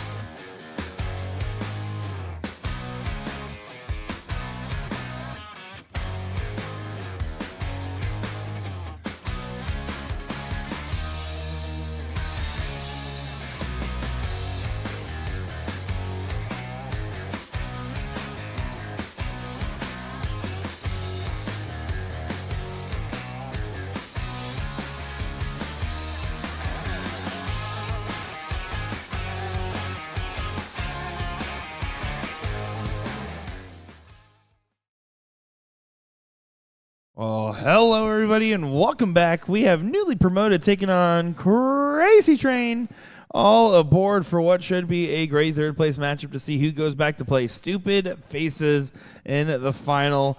We have Josh Sterling starting us off here, a gentleman we've become quite familiar with now in our time in Seattle, haven't we, Gordon? Yeah, certainly. Kind of commented on his stance straight away. He stands up very tall. But man, what a consistent player. Him and his partner Kaysen have continued to produce. And it's been a little while since we saw these other two, Christian and John. But yeah, I think we have the top three teams. I don't think there was anything too crazy about how this bracket kind of played out. Yeah, I think that's very fair to say. Chris and Lee showing some signs yesterday of the brilliance, just having some Sunday darts today. I couldn't quite get to the same level of what you would prefer. So this should be an interesting matchup. Again, we saw some brilliance out of Christian, and Huseman had some solid moments, but definitely seems to be the one struggling in this lineup here. I'm really curious to see. We saw the 151 from Josh, and we saw 164 from Christian. I think it's going to be a battle of the A players in this one. Josh, of course, also known for setting the bar at the perfectly right level. Friday night when he hit his 180 that didn't count, we thought that was going to be the craziest thing we're going to see, and it only got worse from there. Yes, Friday. My goodness, Friday. I will be telling stories from that one day of feeds for the foreseeable future.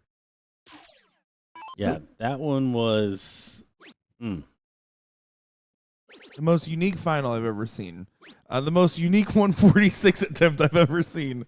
The amount of 180s that weren't 180s. Like, they were just shenanigans abound.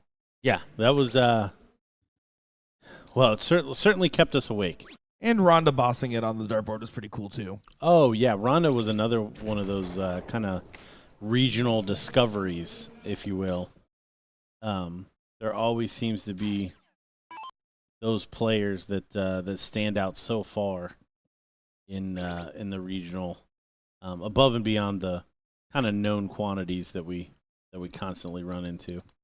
It's really cool to be able to start associating the different players that maybe either don't travel as much or maybe don't travel on this particular circuit as much, that you can start to get the understanding and be like, oh, yep, now I know. And you get away with it once, right? You get away with being the sneaky player once, and then all of a sudden, yeah, no, Rhonda, now every time we see you, we're going to expect that level of stuff because it was great and it was meant.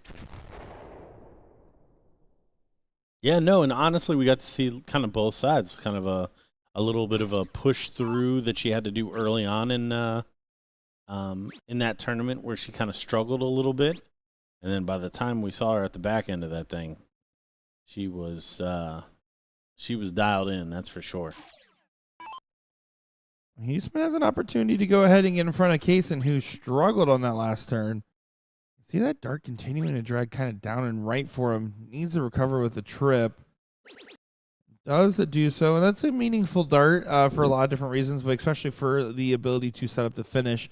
Leaves it so a ton does leave you a check. If he hit a single 20, he would have had to hit a ton plus, taking some pressure off later work. See what Josh does here. Oh, I love it. And a good shot selection. Yes. Back to the 20s now for the 170 leave. Again, 19 is the number where you can miss on that first dart and still be able to be on a set for a two treble finish.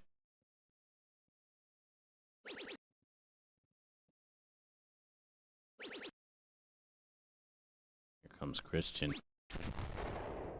Nice ton 40 setup for an even ton.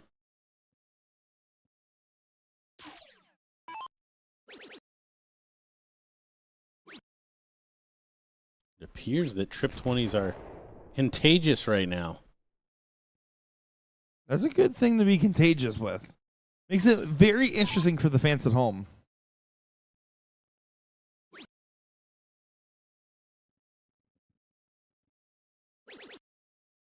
There's the treble. There's another one. Now that is some team play right there. Both at $100 coming down the board. We are in our third place match. We are still 2 out of 3.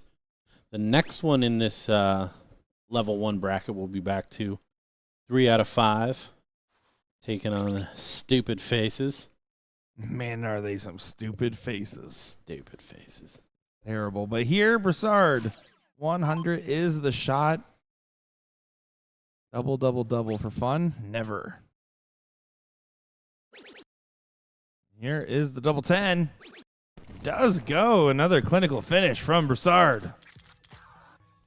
Yeah, again, not a full break of throw here as Josh is going to get set up here to start again.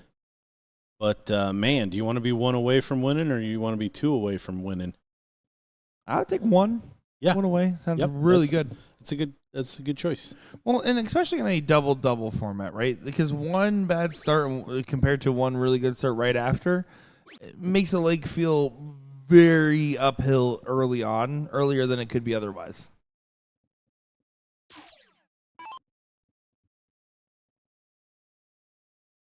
Just the minimum on the assignment there for Josh. And an answer right back. Yeah, Christian, again, just not happy. Start dropping extremely low on him.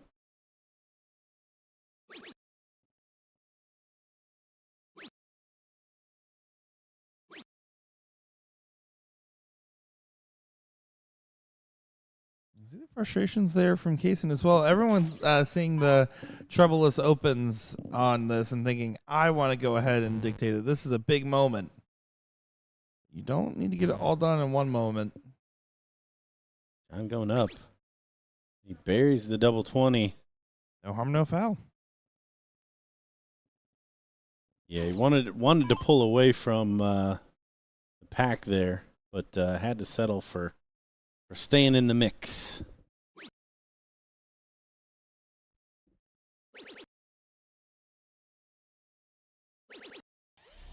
Good adjustment. Gets the 310 with the 140 on the hit. Similar pressure is going to be facing Christian. He's going to also be looking for a 2 treble turn. Try to get within finishing range. Oh, what an adjustment. It was a really good second dart. Where that first one was kind of hanging.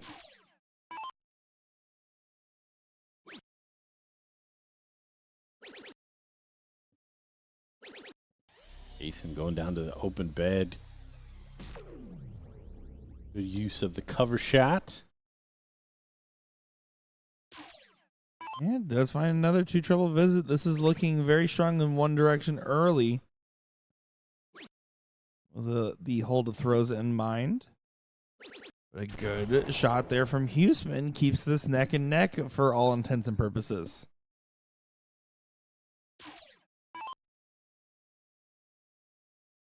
.140 will leave a finish.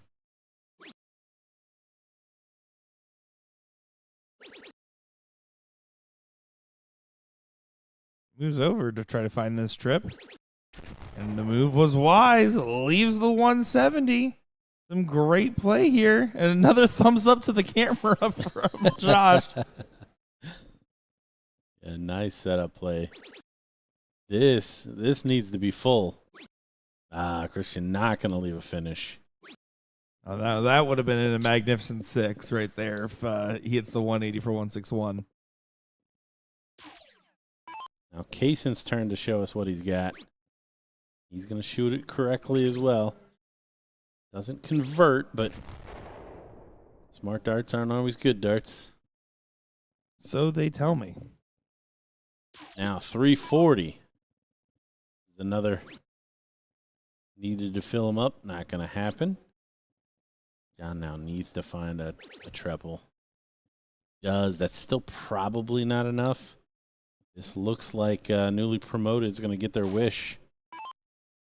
Another last leg decider? You had to play another last leg decider. I mean, if it ain't broke, don't fix it, I guess, right? So they're trying to set themselves up for a very long final if that's their strategy. You just want to hog all of the limelight. I get it. That's what I did. I just kept talking, and people started putting a microphone there.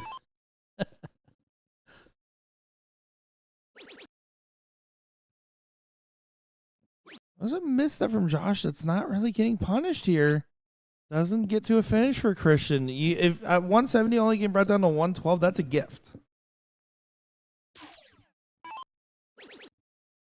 And this is the opposite of a gift. This is a lump of coal if you're Crazy Train. Good shot there on the setup with the 159. Yeah, well played, well played.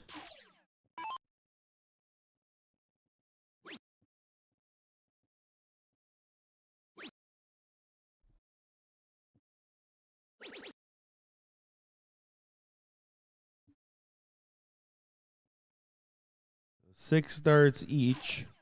112 will be the first of the six.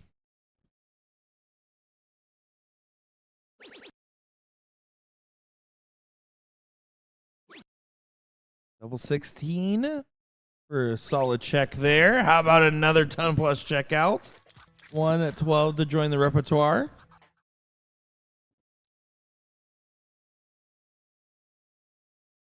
And here we go. Last leg decider. Therefore, newly promoted. Going to the final. I'm just kidding. I'm just kidding. We got to see it.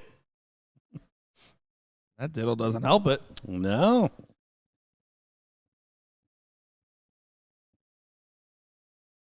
Oh. Does get bested, but just by a sneaky bit. It's the official measurement.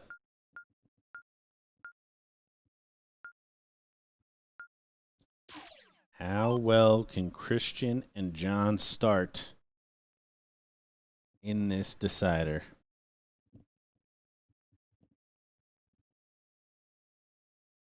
Level 3 finals are also in the bullpen over here on the other board. Kissing Cousins winning that one 1-0 right now. Sorry, my cousin was just here. Kissing Cousins is going to have to double dip.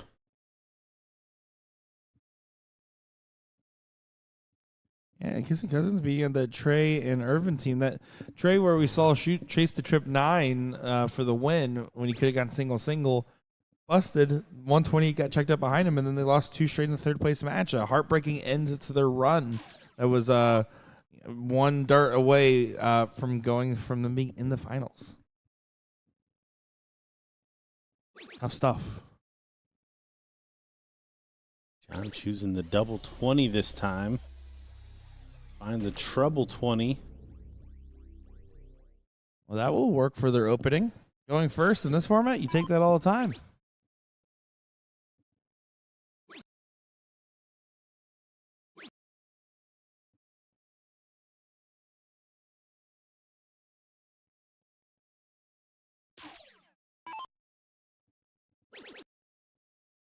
It's hard still finding that 20 bed.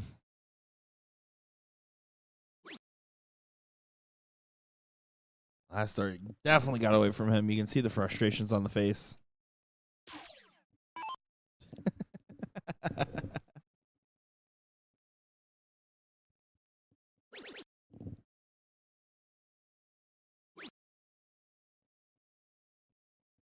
Josh stepping off to the side. Oh, not able to find it this time. This is starting to shift into a more and more dangerous position for newly promoted. Let's see what Huseman versus Greg Amex's imposter does here.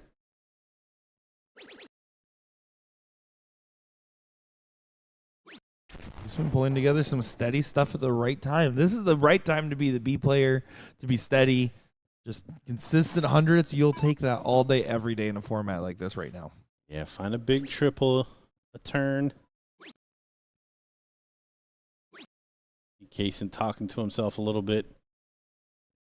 Was expecting more after the first dart triple. Just didn't really materialize.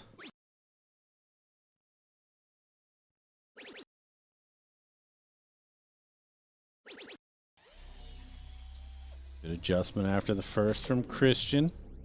So, yeah, looking to take full advantage of the start. Unfortunately, neither of these newly promoted guys can get to a finish in 3 darts. This is starting to get dangerous. Doesn't find a trip and still stuck in the 300s, meaning you're going to have a lot of work to do on your setup rounds now. Takes pressure off Broussard.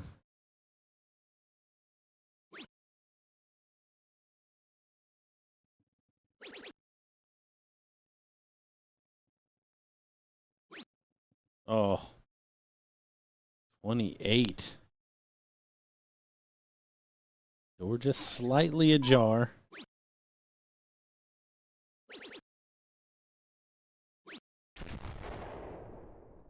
That is probably not going to do it. Now this can be a lock-in position. Christian just needs to focus on having a good, clean setup here. Make sure his next attempt at the board is a match-winning one. 95 will be fine.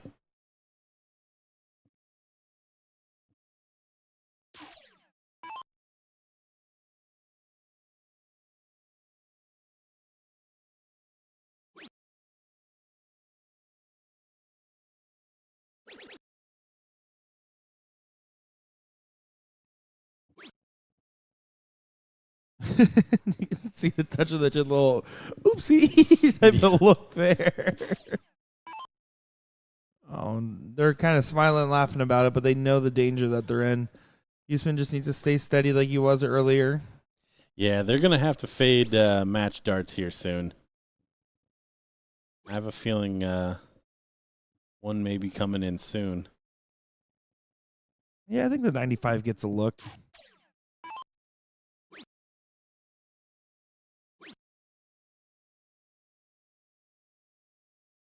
Yeah, riding a little on the wall. Good cover shot. Does find the treble. Christian Broussard, though, 95 for the match to go to the final against those stupid faces. They're so stupid. 60 for 16. He's not going to find it. See what he picks. Looks like he's going to I'll play. 48 to leave 8. Nobody misses double 4, so that makes sense. And everyone hits trip 16 on a setup shot for it out right now. It just feels free.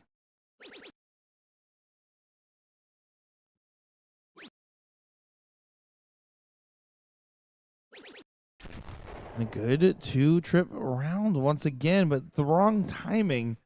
It does lead some opportunities for double trouble to come into play. It also leads opportunity if Houston struggles real hard and a big shot from Kaysen. Oh.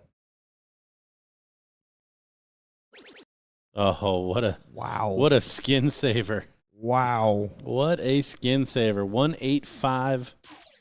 Time to set up.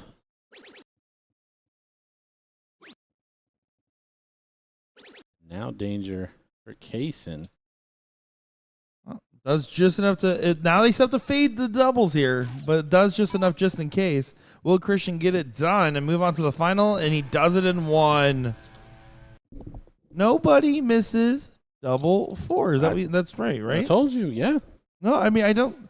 There's a lot of things you are, Gordon. You're not a liar. Death, taxes, and double 4. Guaranteed. Kaysen tried to blow a kiss to the camera. Unfortunately, I was too busy switching away, just so you guys know what that was. Here we are. It's the level 3 finals that we are taking a peek at. It's 1-1. Weber's in the seat. If they win this, it is over. It's over.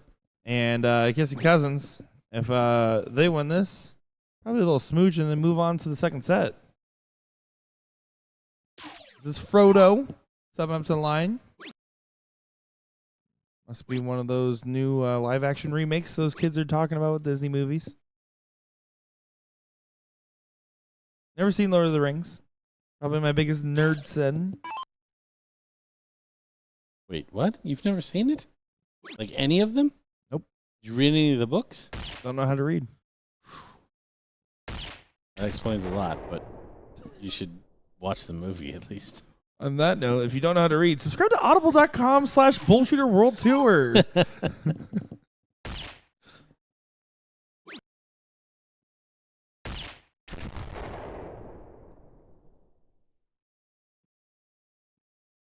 Good 2 bulls from Weber, responded right back by Derek. Gilborn is such a strong last name. Like, that guy should own a sword. Just saying. Oh, not able to find it. Good fallouts. Good fallouts. Saved her a little bit there.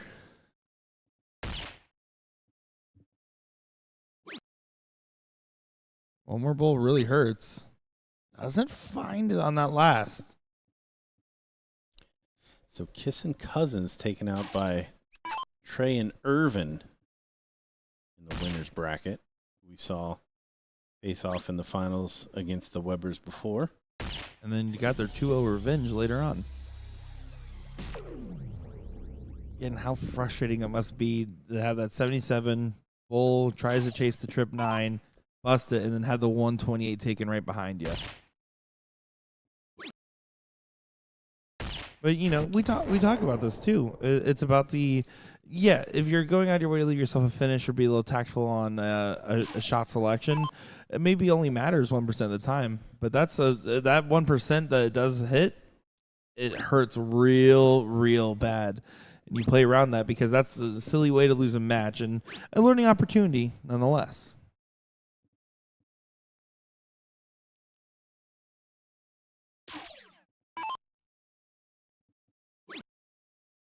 Frodo's an opportunity to really play into the freeze here, but just doesn't find the requisite bull. Yeah, a bit of a let off. So big shot here from Weber. Another bull. Another bull. And this is potentially getting into scenarios here where Webers might get it done in this match. They will have the first look at a finish. Gilborn going to try to race on down as well. Can he get to a finish? He cannot. Shorty does need to find something here, though. It's starting to get into question. It's a 5.66 combined. They're well within a singular turn to pass Shorty in score. She scores one good round. It will help out so much here. Oh, what a first dart. What a second dart. Fill it up. Oh. Thought it was coming. You see the man with the S on his chest in the back, rooting it on all the way. I mean, it's a massive shot for her to do that. She needed to hit that low ton there, and no bulls found on Frodo's side. Now the freeze is not a worry in Weber's mind. He can play free to focus on the 135 with his opponent not on a finish. Good play. 50, 85. What's he going? Trip 15 for another big one. Oh, dragged it low. That would have been a heck of a way to end level 3. Yes, sir. 128. We flip over to see him take out 135 for the title. Good leave. You gotta be just a little careful here for Shorty. You don't want to accidentally let Frodo pass you up. And what a good spirit this whole thing's been played in. You see, Derek has been back there rooting on everybody as they've come down the board here. For the love of the game, man. For the love of the game. So, no bull, but all 3 good fallouts.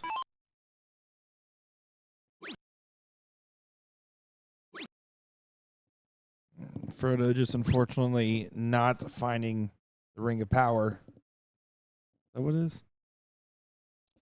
Ring of Power? I'm not talking to you.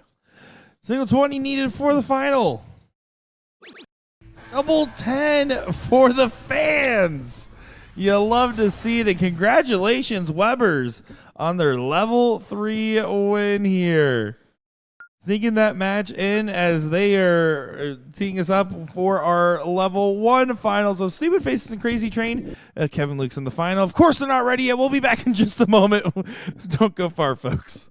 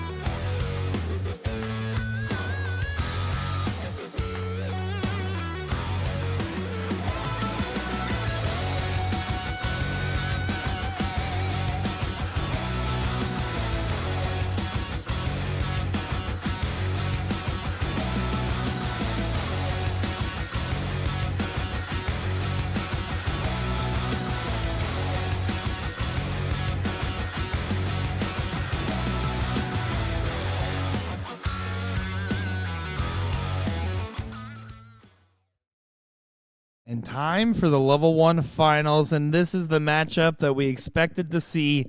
Kevin Luke and Jeff Springer Jr. taking on Christian Broussard and John Huseman in what should be a star-studded West Coast matchup.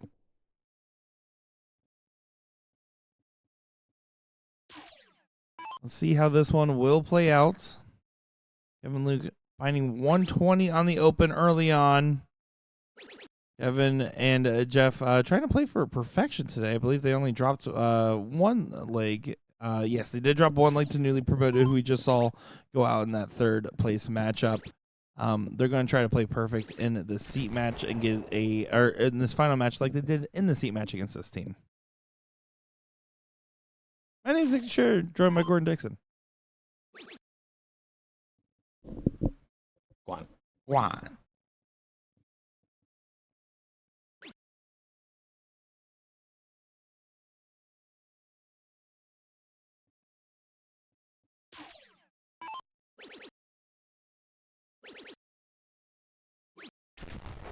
Now, I am not one to judge different sponsors.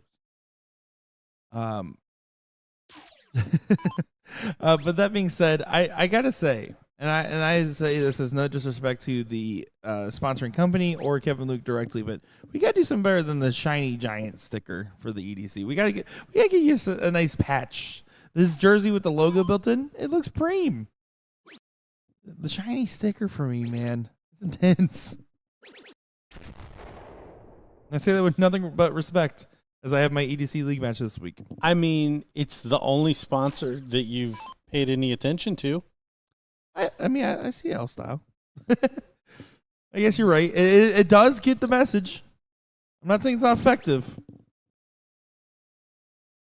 Been a lot of, yeah, I know this is effective, but I don't like it, that you've been saying recently.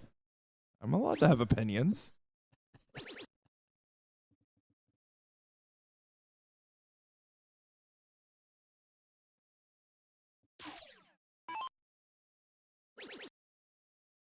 Christian trying to get to a finish to match up with Kevin. Will not be able to. Kevin Luke sitting at 150 after 9. They keep up 12 dart performances pretty much every leg. It might be very swift, just the way that they have been playing.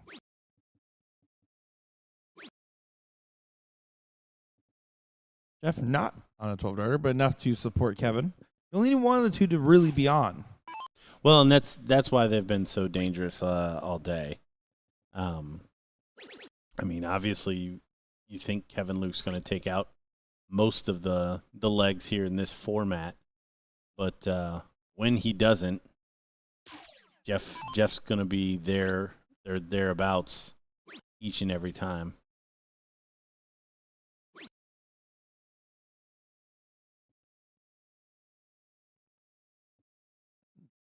A little bit of a misstep for Kevin, only getting to 104. Don't get me wrong, it's within his range.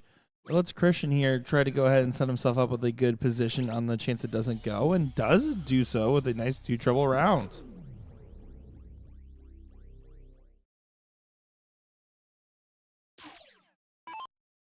Yeah, I believe Kevin's already checked 104 on stream thus far today. That is true. Going the 16s route. You got it. John just lingering behind here. Probably need a big shot from him, and then for him to take it out. The path forward for Crazy Train. You can see his disapproving head shake as he threw the 140, knowing that it's just not really what is needed in this situation.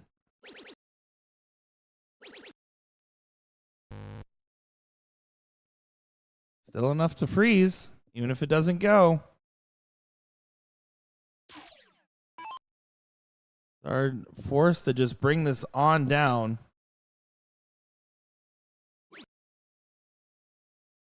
$48.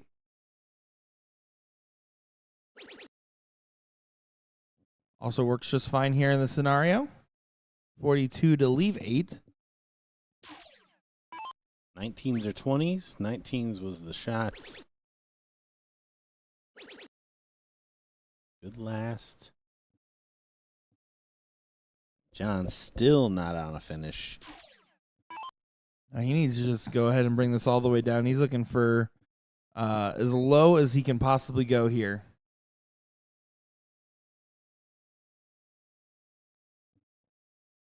Needs to get to 63.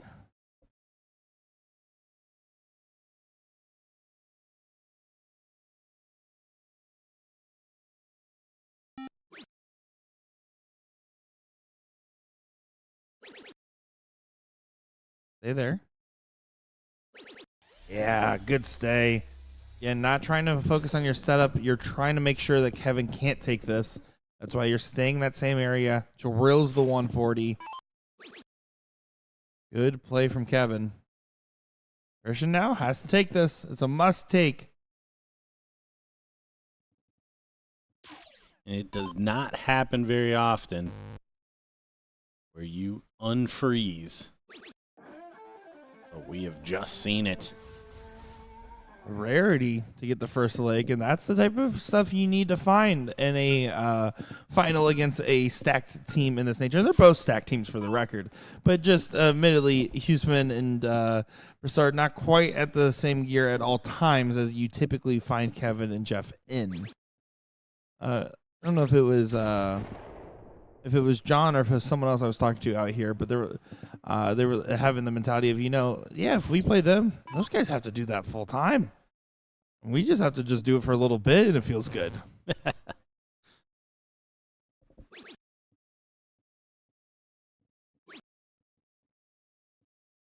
Christian's away.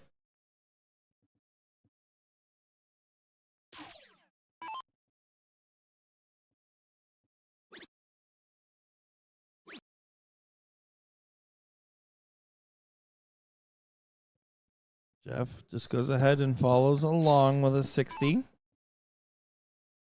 No one on the breakaway quite yet.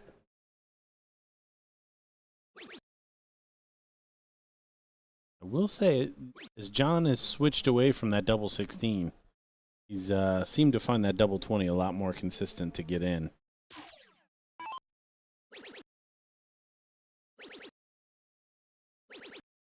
And there's a 180 from our invitational champion. Good shot there from Kevin Luke. Puts it in the top gear.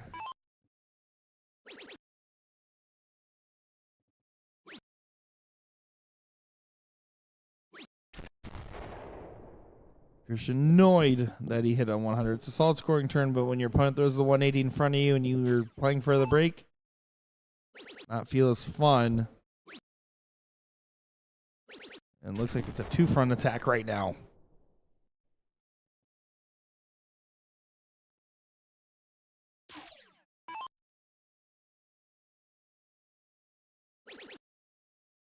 Good start. Lots of room in that 20. Oh, but he's not able to follow it. See the clap of the hands. He knows he needed more.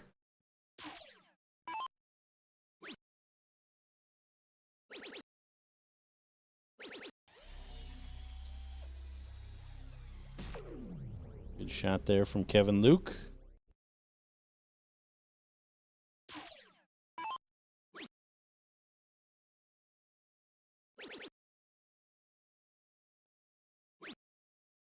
Just not the answer that Christian needs here. Jeff going to continue to put the pressure on John. 140 leaves 161.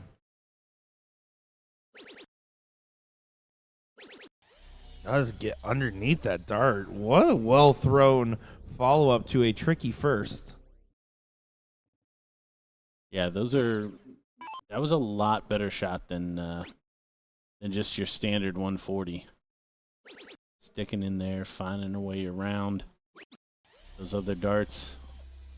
Solid ton from John, but not enough in this second leg.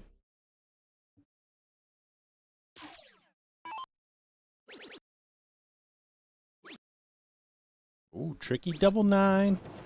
Did I say tricky? I just meant double 9. Yeah, well, they just call that double 9 where I'm from for sure. No, he nailed it. He could have nailed it in one if he had tripped 12 for the fans, but it's okay. We allow it in this format. It's a secret rule. Wasting no time. Christian off and going early. Can he go ahead and get a perfect open? He can. Finds a 160. That's a good way to immediately grab control of your throw.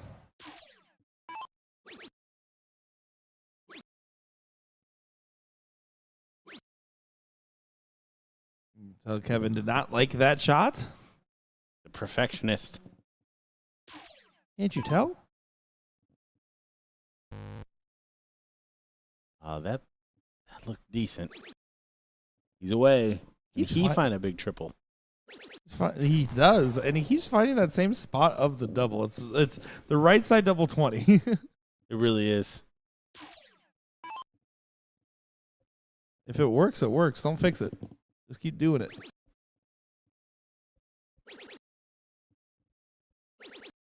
And there's another perfect open. This one from Jeff Springer. We got some darts going on here in this matchup. Kevin and John gonna take a back seat for a second as these guys continue to fight along on the dartboard.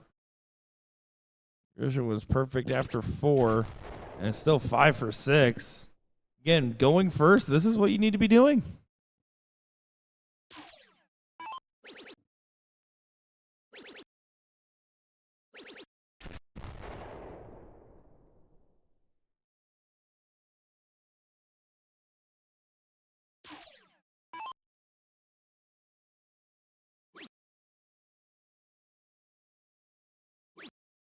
Switching downstairs, open bed. Oh, just unlucky, not able to find it.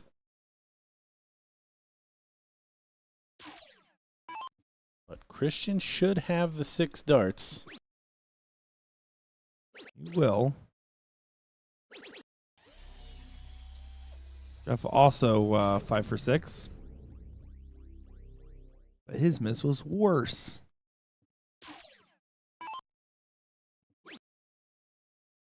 Awkward dart. Surprising that he stayed. Yeah, finally switches away. A little late for my liking. Well, you just don't want Kevin to nail a big shot and all of a sudden get right in front of you. He doesn't. It's a cold moment.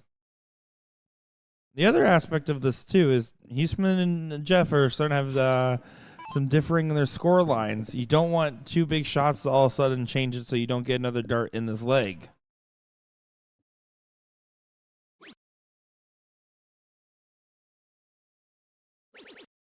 Big last.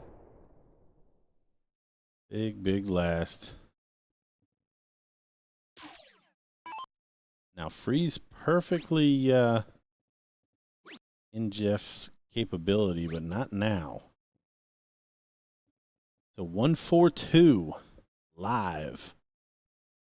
We go 1 away from the first set. Not going to happen.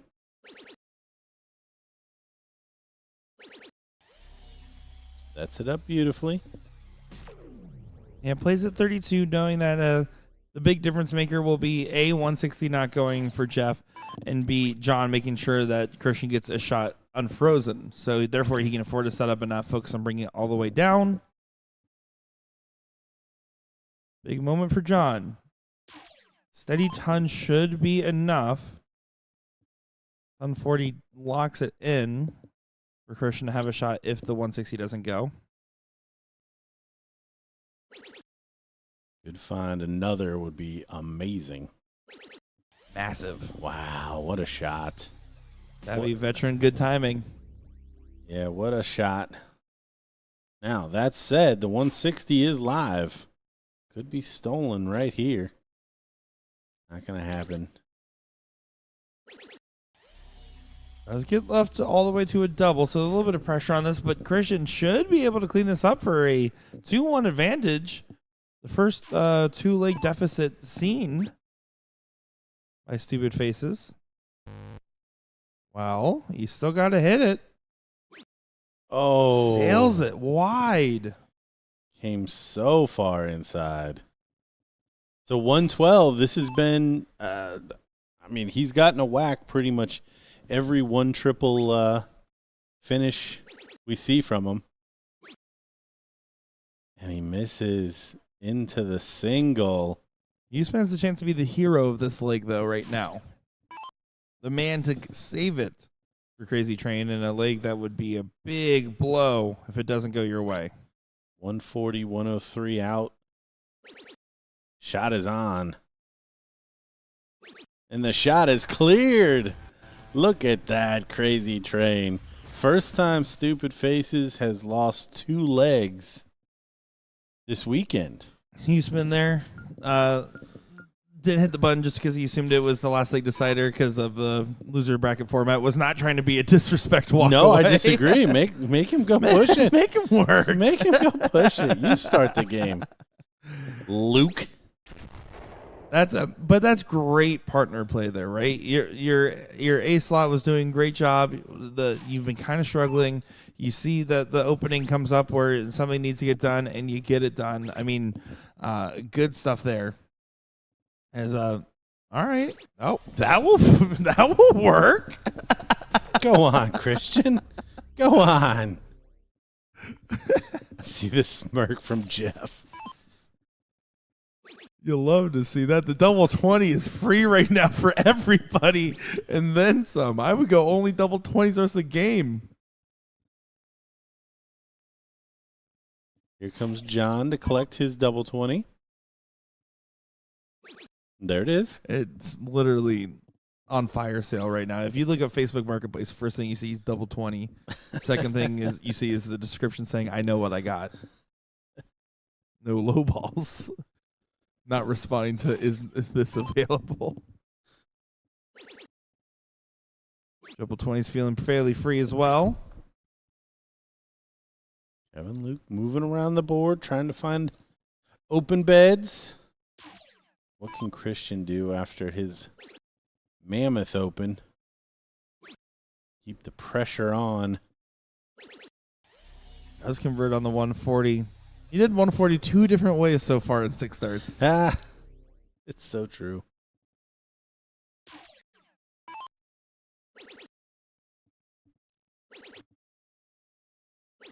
That's more than a 140. How about that? A 180 there from the Stinger. Yeah, big shot.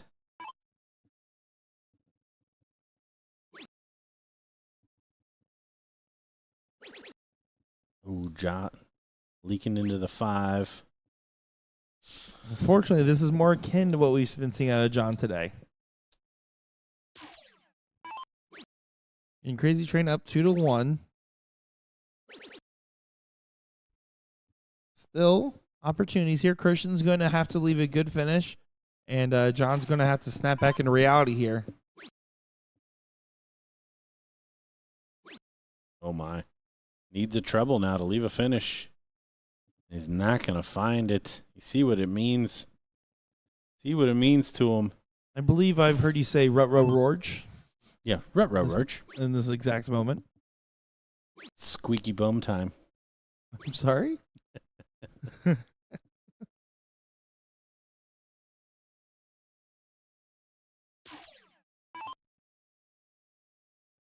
John, if he just hits a 2 treble turn, at least fixes things on the bottom line. Oh, had to leave for cover. Not able to find it, so frustrating shooting for John here. What kind of leave is Kevin going to put up here? Lots of frustration from him not finding the treble first dart as he has been pretty much all day. Still recover quite well. Take it out. Double 20? Almost. Fair enough. Good setup shot here. Now 180 leaves 123 for Huseman. So we'll see if Jeff can lock him out completely. He cannot. But it is still needed. Yes. Yes. He at least does have the perfect turn.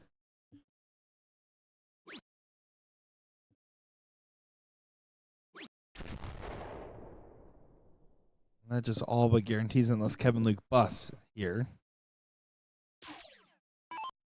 61 is the target line, and it won't matter if this goes. Doesn't go, but Christian can't take out 40. All he can do is bring it all the way down to 4, and then hope that John can take it from here. He's going for 38 this time. He's been setting it 4 the other time, so a little curious, but Yeah, I wonder. Be interesting to know if there's a kinda- mentality switch or something. yeah, what kind of mindset was behind that. But 151. We've seen a 151.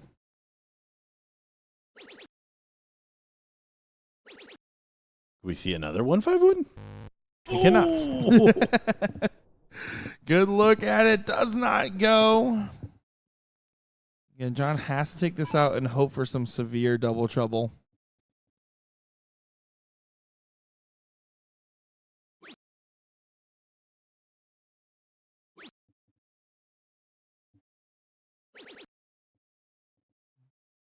And step 1 does leave a finish. Step 2 is Kevin Luke, and step 3 is Jeff Springer. There it is, and we're into a decider in our first set. The first decider that the Stupid Faces have had to play as a double seam the whole weekend. As a doubles, at least. I can't speak for the singles off the top of my head. Yeah, I don't think Jeff or Kevin played a decider in the singles. Because it was 3-0 to Kevin Luke in the final. We do have the level 2 final going on right now. We got Nemeth and Viacob taking on NJ. Yeah, that is Victor LeCobb and Sam Nemeth taking on Niels Nelson and Jerry Klimmer. Oh, okay. Jerry Klimmer, level 3 champion? Yes. From Friday? And Niels Nelson, a commentator extraordinaire. A fellow production man.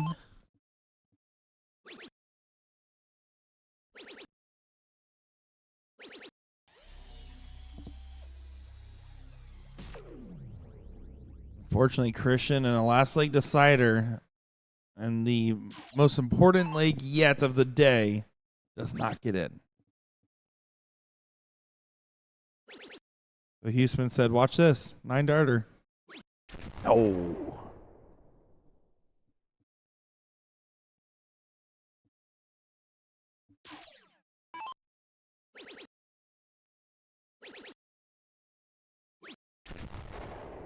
Playing with a little freedom here. This is for the title. These stupid faces win. It just keeps getting more aggressive. And more aggressive. These stupid faces win. I swear to God.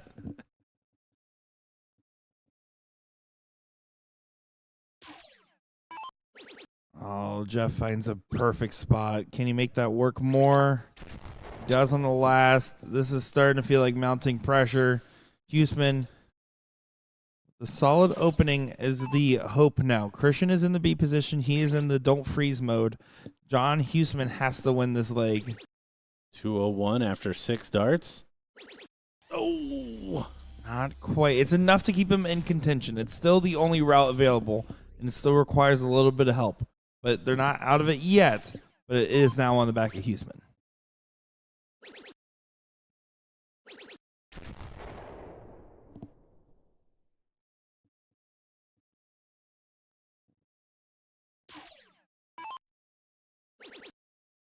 Christian going to reduce the deficit. Avoid freezing conditions. Roads are still icy. Yeah, only a ton. Probably needed at least a 140 there.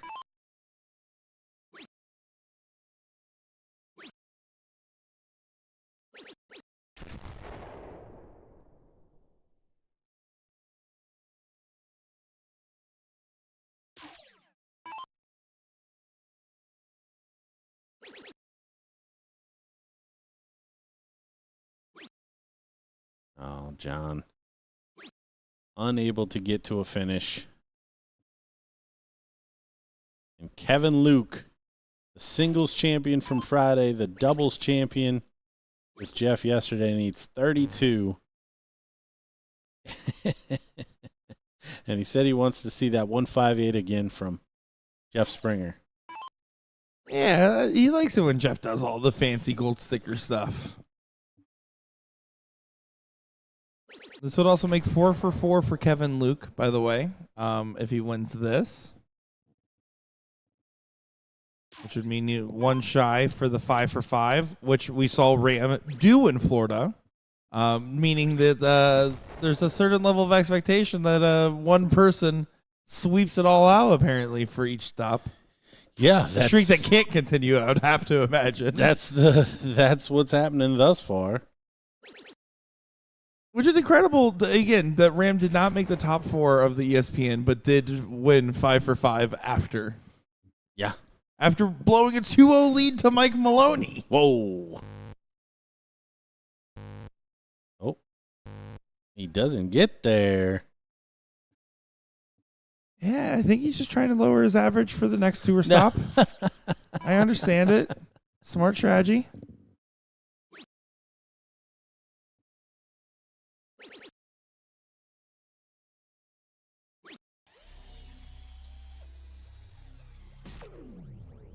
Sargent leaves the 1-2-4. You need Jeff to miss, and then you need Huseman to take it all the way down, and then you need Kevin to miss. So you're telling me there's a chance. There it is, Jeff Springer taking it out. We're going to flip over quickly as we see the players exchange the niceties there. And look, it's the level 2 finals, everybody. Go on. Nimeth and VCAB going up against NJ. And here you go, Cowboy in training. Jerry coming right on up. I am so excited to watch him play Mario 1. For the record, I want this to be completely known. This gentleman is awesome. And I had a great conversation with Jerry about his 146. This is for the first set. NJ, if they win this leg right here, we'll move right on to the second set. Jerry is Niels. Well, Jerry hat trick is Niels, but also Jerry Klimmer is CIT, who was throwing. Which threw the 146. Sorry. Okay, I was looking at the Jerry on the board. Yes, but we don't do nicknames in my household. I don't know what you can do nicknames if you want, man. 24 for Niels. Yes, sir. We are going to a second set and gives a little stuff on it. Okay. So here we go. They're not going to waste too much time. Another set of action. Get right back into the mix for our final match of today. We got one set of 501.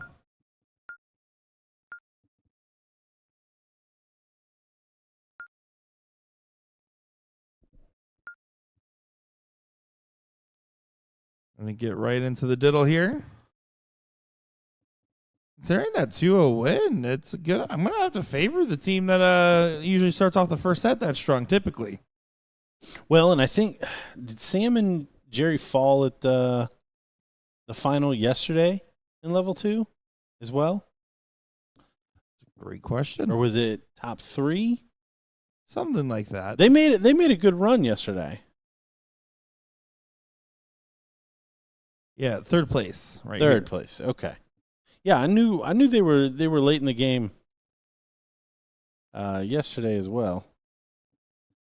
They played in the seat match yesterday. Yes. Good cork. Might be a tie. Tie, both one hole out. Oh, looks like Neil says it's the other direction. They got it.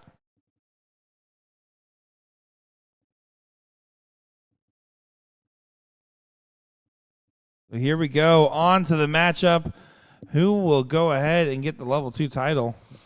I'm going to call it right now. This is a must-win leg for Victor and Sam. They got to turn the tide here. Well, we saw this with, was it level 4, right? With Lenz and Austin when they were playing. They lost the first set 2-0. They were about to lose it 3 straight. Gene goes on his cold streak, and then all of a sudden they go right back into the mix and roar back for 2 straight. Split will open and double out, by the way, is the difference here for level 2. So they just don't have to do the pesky doubling in. Pesky. Beneath them. Again, I'm so excited for the finishing here from Jerry. I'm so excited. When his answer to the 146 route decision was, I don't really think about it. I just feel like what I'm going to hit, and then I shoot it. Like, that's awesome. Good find from Sam.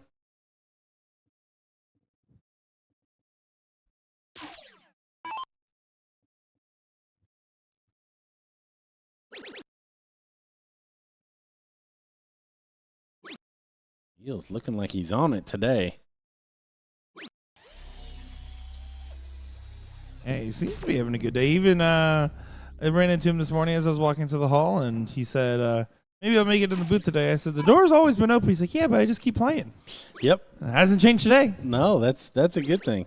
I saw him at breakfast. He was getting him some of that fancy buffet. Oh, it's the quiche and the meats and cheeses. Meats and cheeses. Oh, my God. Assorted meats and cheeses.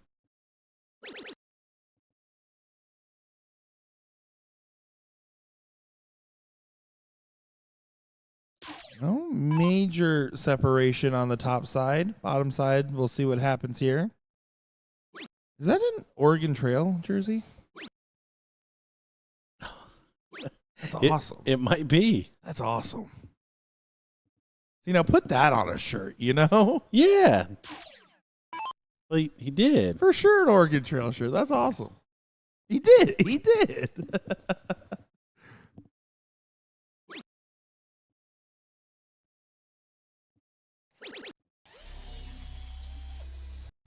Solid 100 there. A Sasquatch man. Sasquatch jersey at least, so I'm counting it.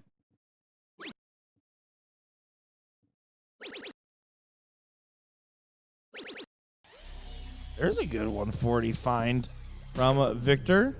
Puts himself out in front and puts pressure on Jerry to try to respond in suit.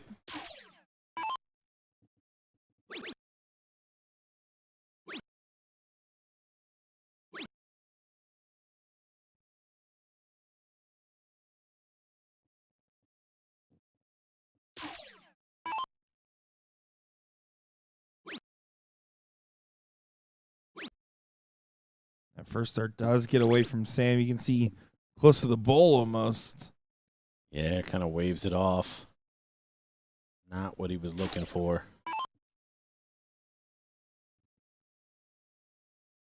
$140, leave a finish here for Niels.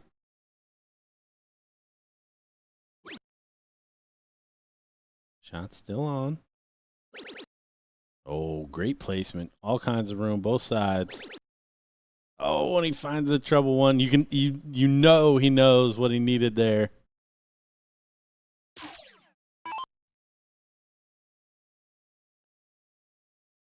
Now Victor has had the hot hand, it seems. Continue to push the envelope forward.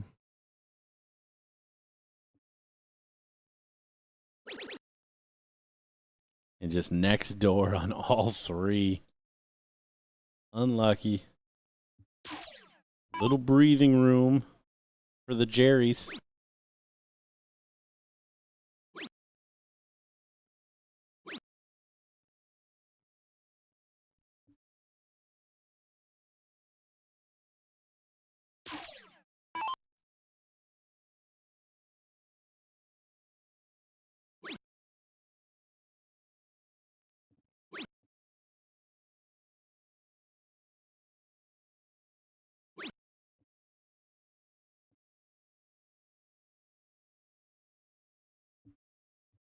Mr. Jerry Hattrick needs to try to leave a finish. Pressure that 151.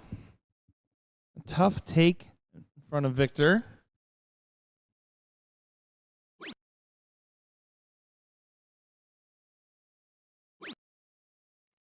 Both top wire. Over to the 18, 54. No, he stays there.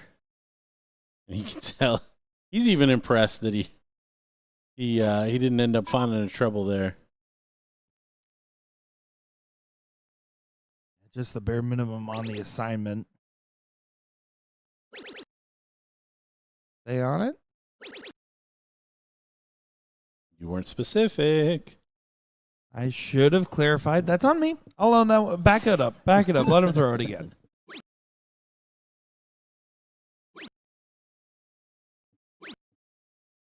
Just starting to spray him a bit from Jerry. Not finding anything consistent enough, but important shot here from Sam.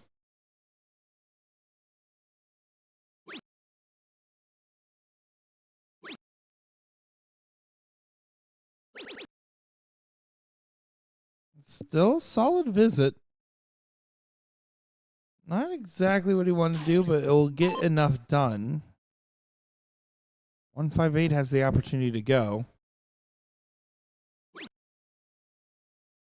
Yeah, shaking the head.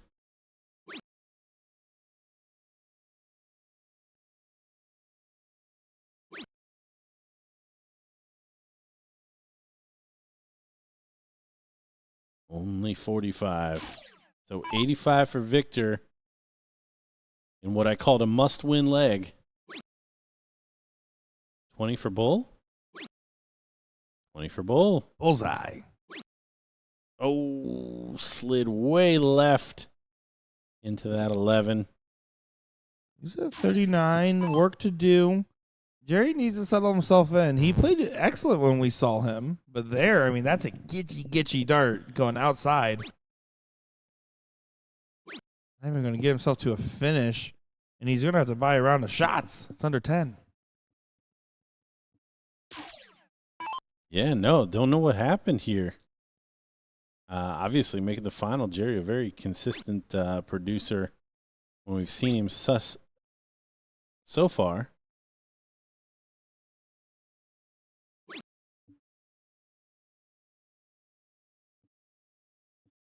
Then only 28 from Sam. So someone turned on the AC in the room. I had a good friend that used to say, sometimes I'm good and sometimes it's awful drafty in here. 54 for tops. For a good checkout. Oh, my goodness. When he let it go, he would have thought it was going in.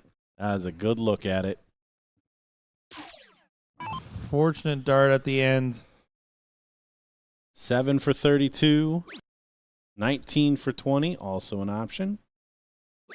And there it is. You see Sam's reaction. Rings the bell in the back.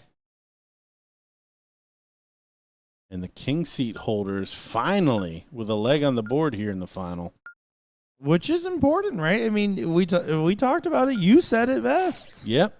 Well, now they're finally one away. They haven't, for all of the work that they did coming into the match, they haven't even been one away yet. Now this is a mistake. I don't. Is there a rule against not being able to switch order? I don't know well enough to answer confidently. Yeah, that's Jerry's got to hand off that start. Yeah, I mean, I agree. The other thing is, and regardless of the specific ruling here, if you're the player that's struggling and you're in the A position, don't be afraid to say, I need to step down, because your partner might not feel comfortable saying that or doesn't want to psych you out further. But sometimes you have to be the one to initiate the interaction. It's very important. And I agree with your analysis there. I think Nels should be absolutely going first right now.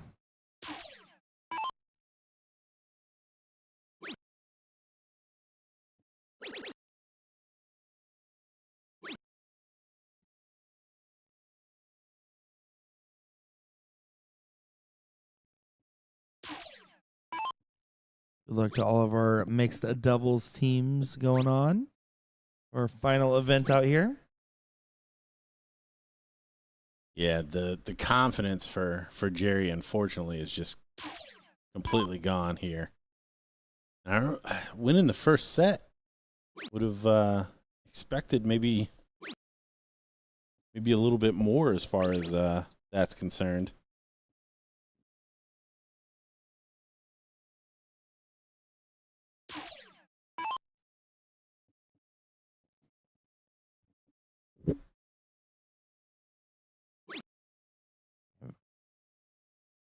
Victor's looking real good in this matchup so far. Makes me curious what happened in the first set. Yeah, I guess we did just catch the tail end.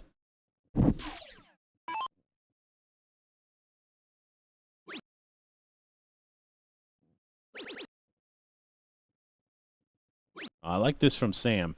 Sam was not finding that 20 consistently. Switched down, trying to get something going. Maybe a tactic Jerry could take a look at.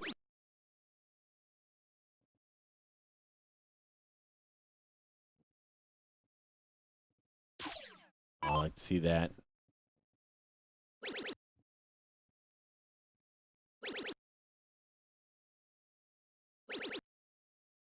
Jerry hat trick.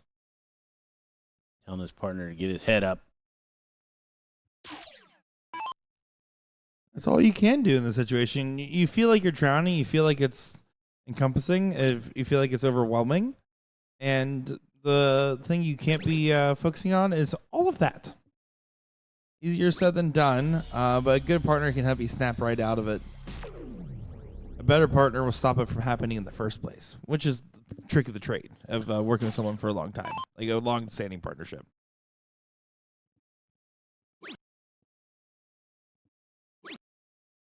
More and more, this is shaping up in the favor of Nimeth and VA-Cab.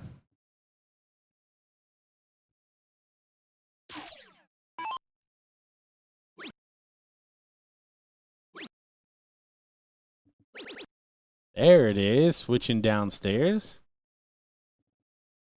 Maybe you heard me.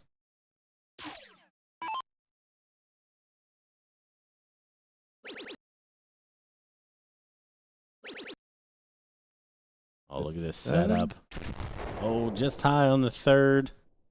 Good job done. Mr. Hattrick here will have to just try to leave himself whatever finish feels obtainable and hope he gets the opportunity at it. Right now, Sam and Jerry in relatively similar positions, so it's still possible.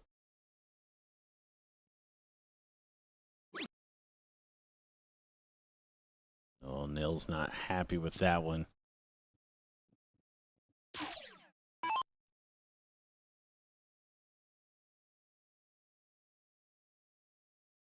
Sam switched it up, went back up top, but he did find a treble.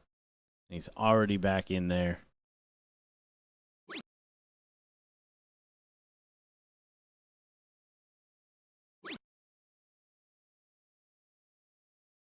Only 68. Important for Jerry right now to score well. Oh, no. Oh, no. The freeze is on. Yeah. Just, yeah. Jerry not, I don't know how fast he normally plays, but just head completely gone. Love seeing the partner back there talking to him. Messing about with it just a little bit. Tried to go bull for top.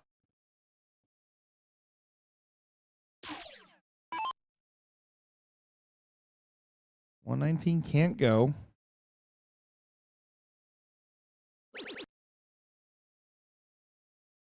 $60 for two.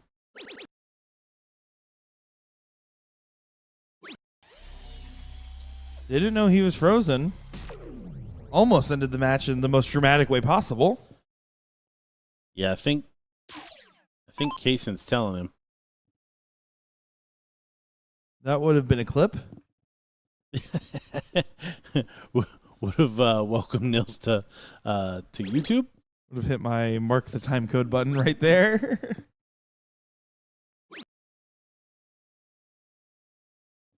All right, so here we go. Needs a big one.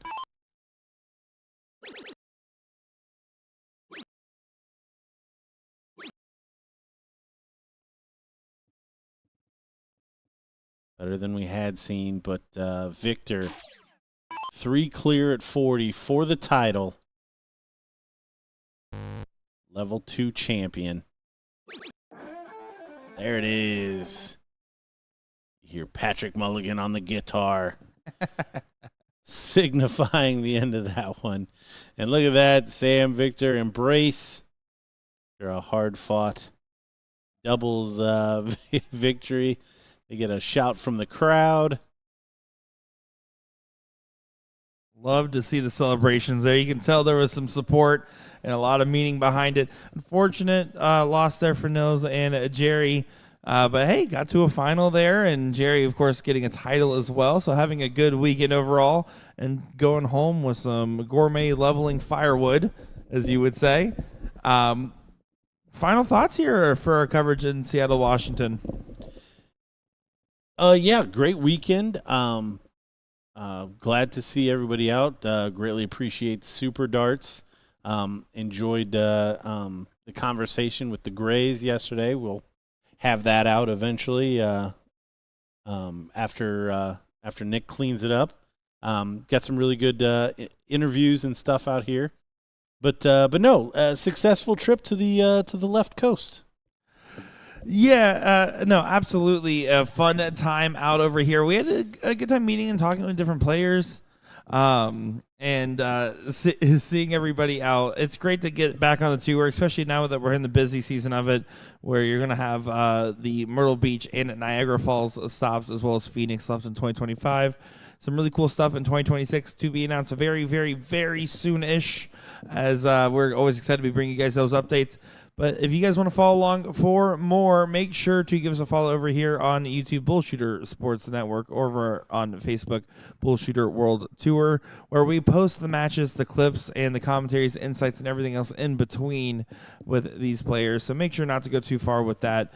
But that will bid us adieu here, as I had another great weekend hanging out with you, Gordon. A lot of fun to be had, and a lot of very memorable moments on our live stream from this one. Yes, there'll be, I'm sure, a couple of clips that that will bring me back to my headspace when they actually happen. But no, pleasure hanging out with you, and yeah, we'll see everybody in Myrtle. Arigato.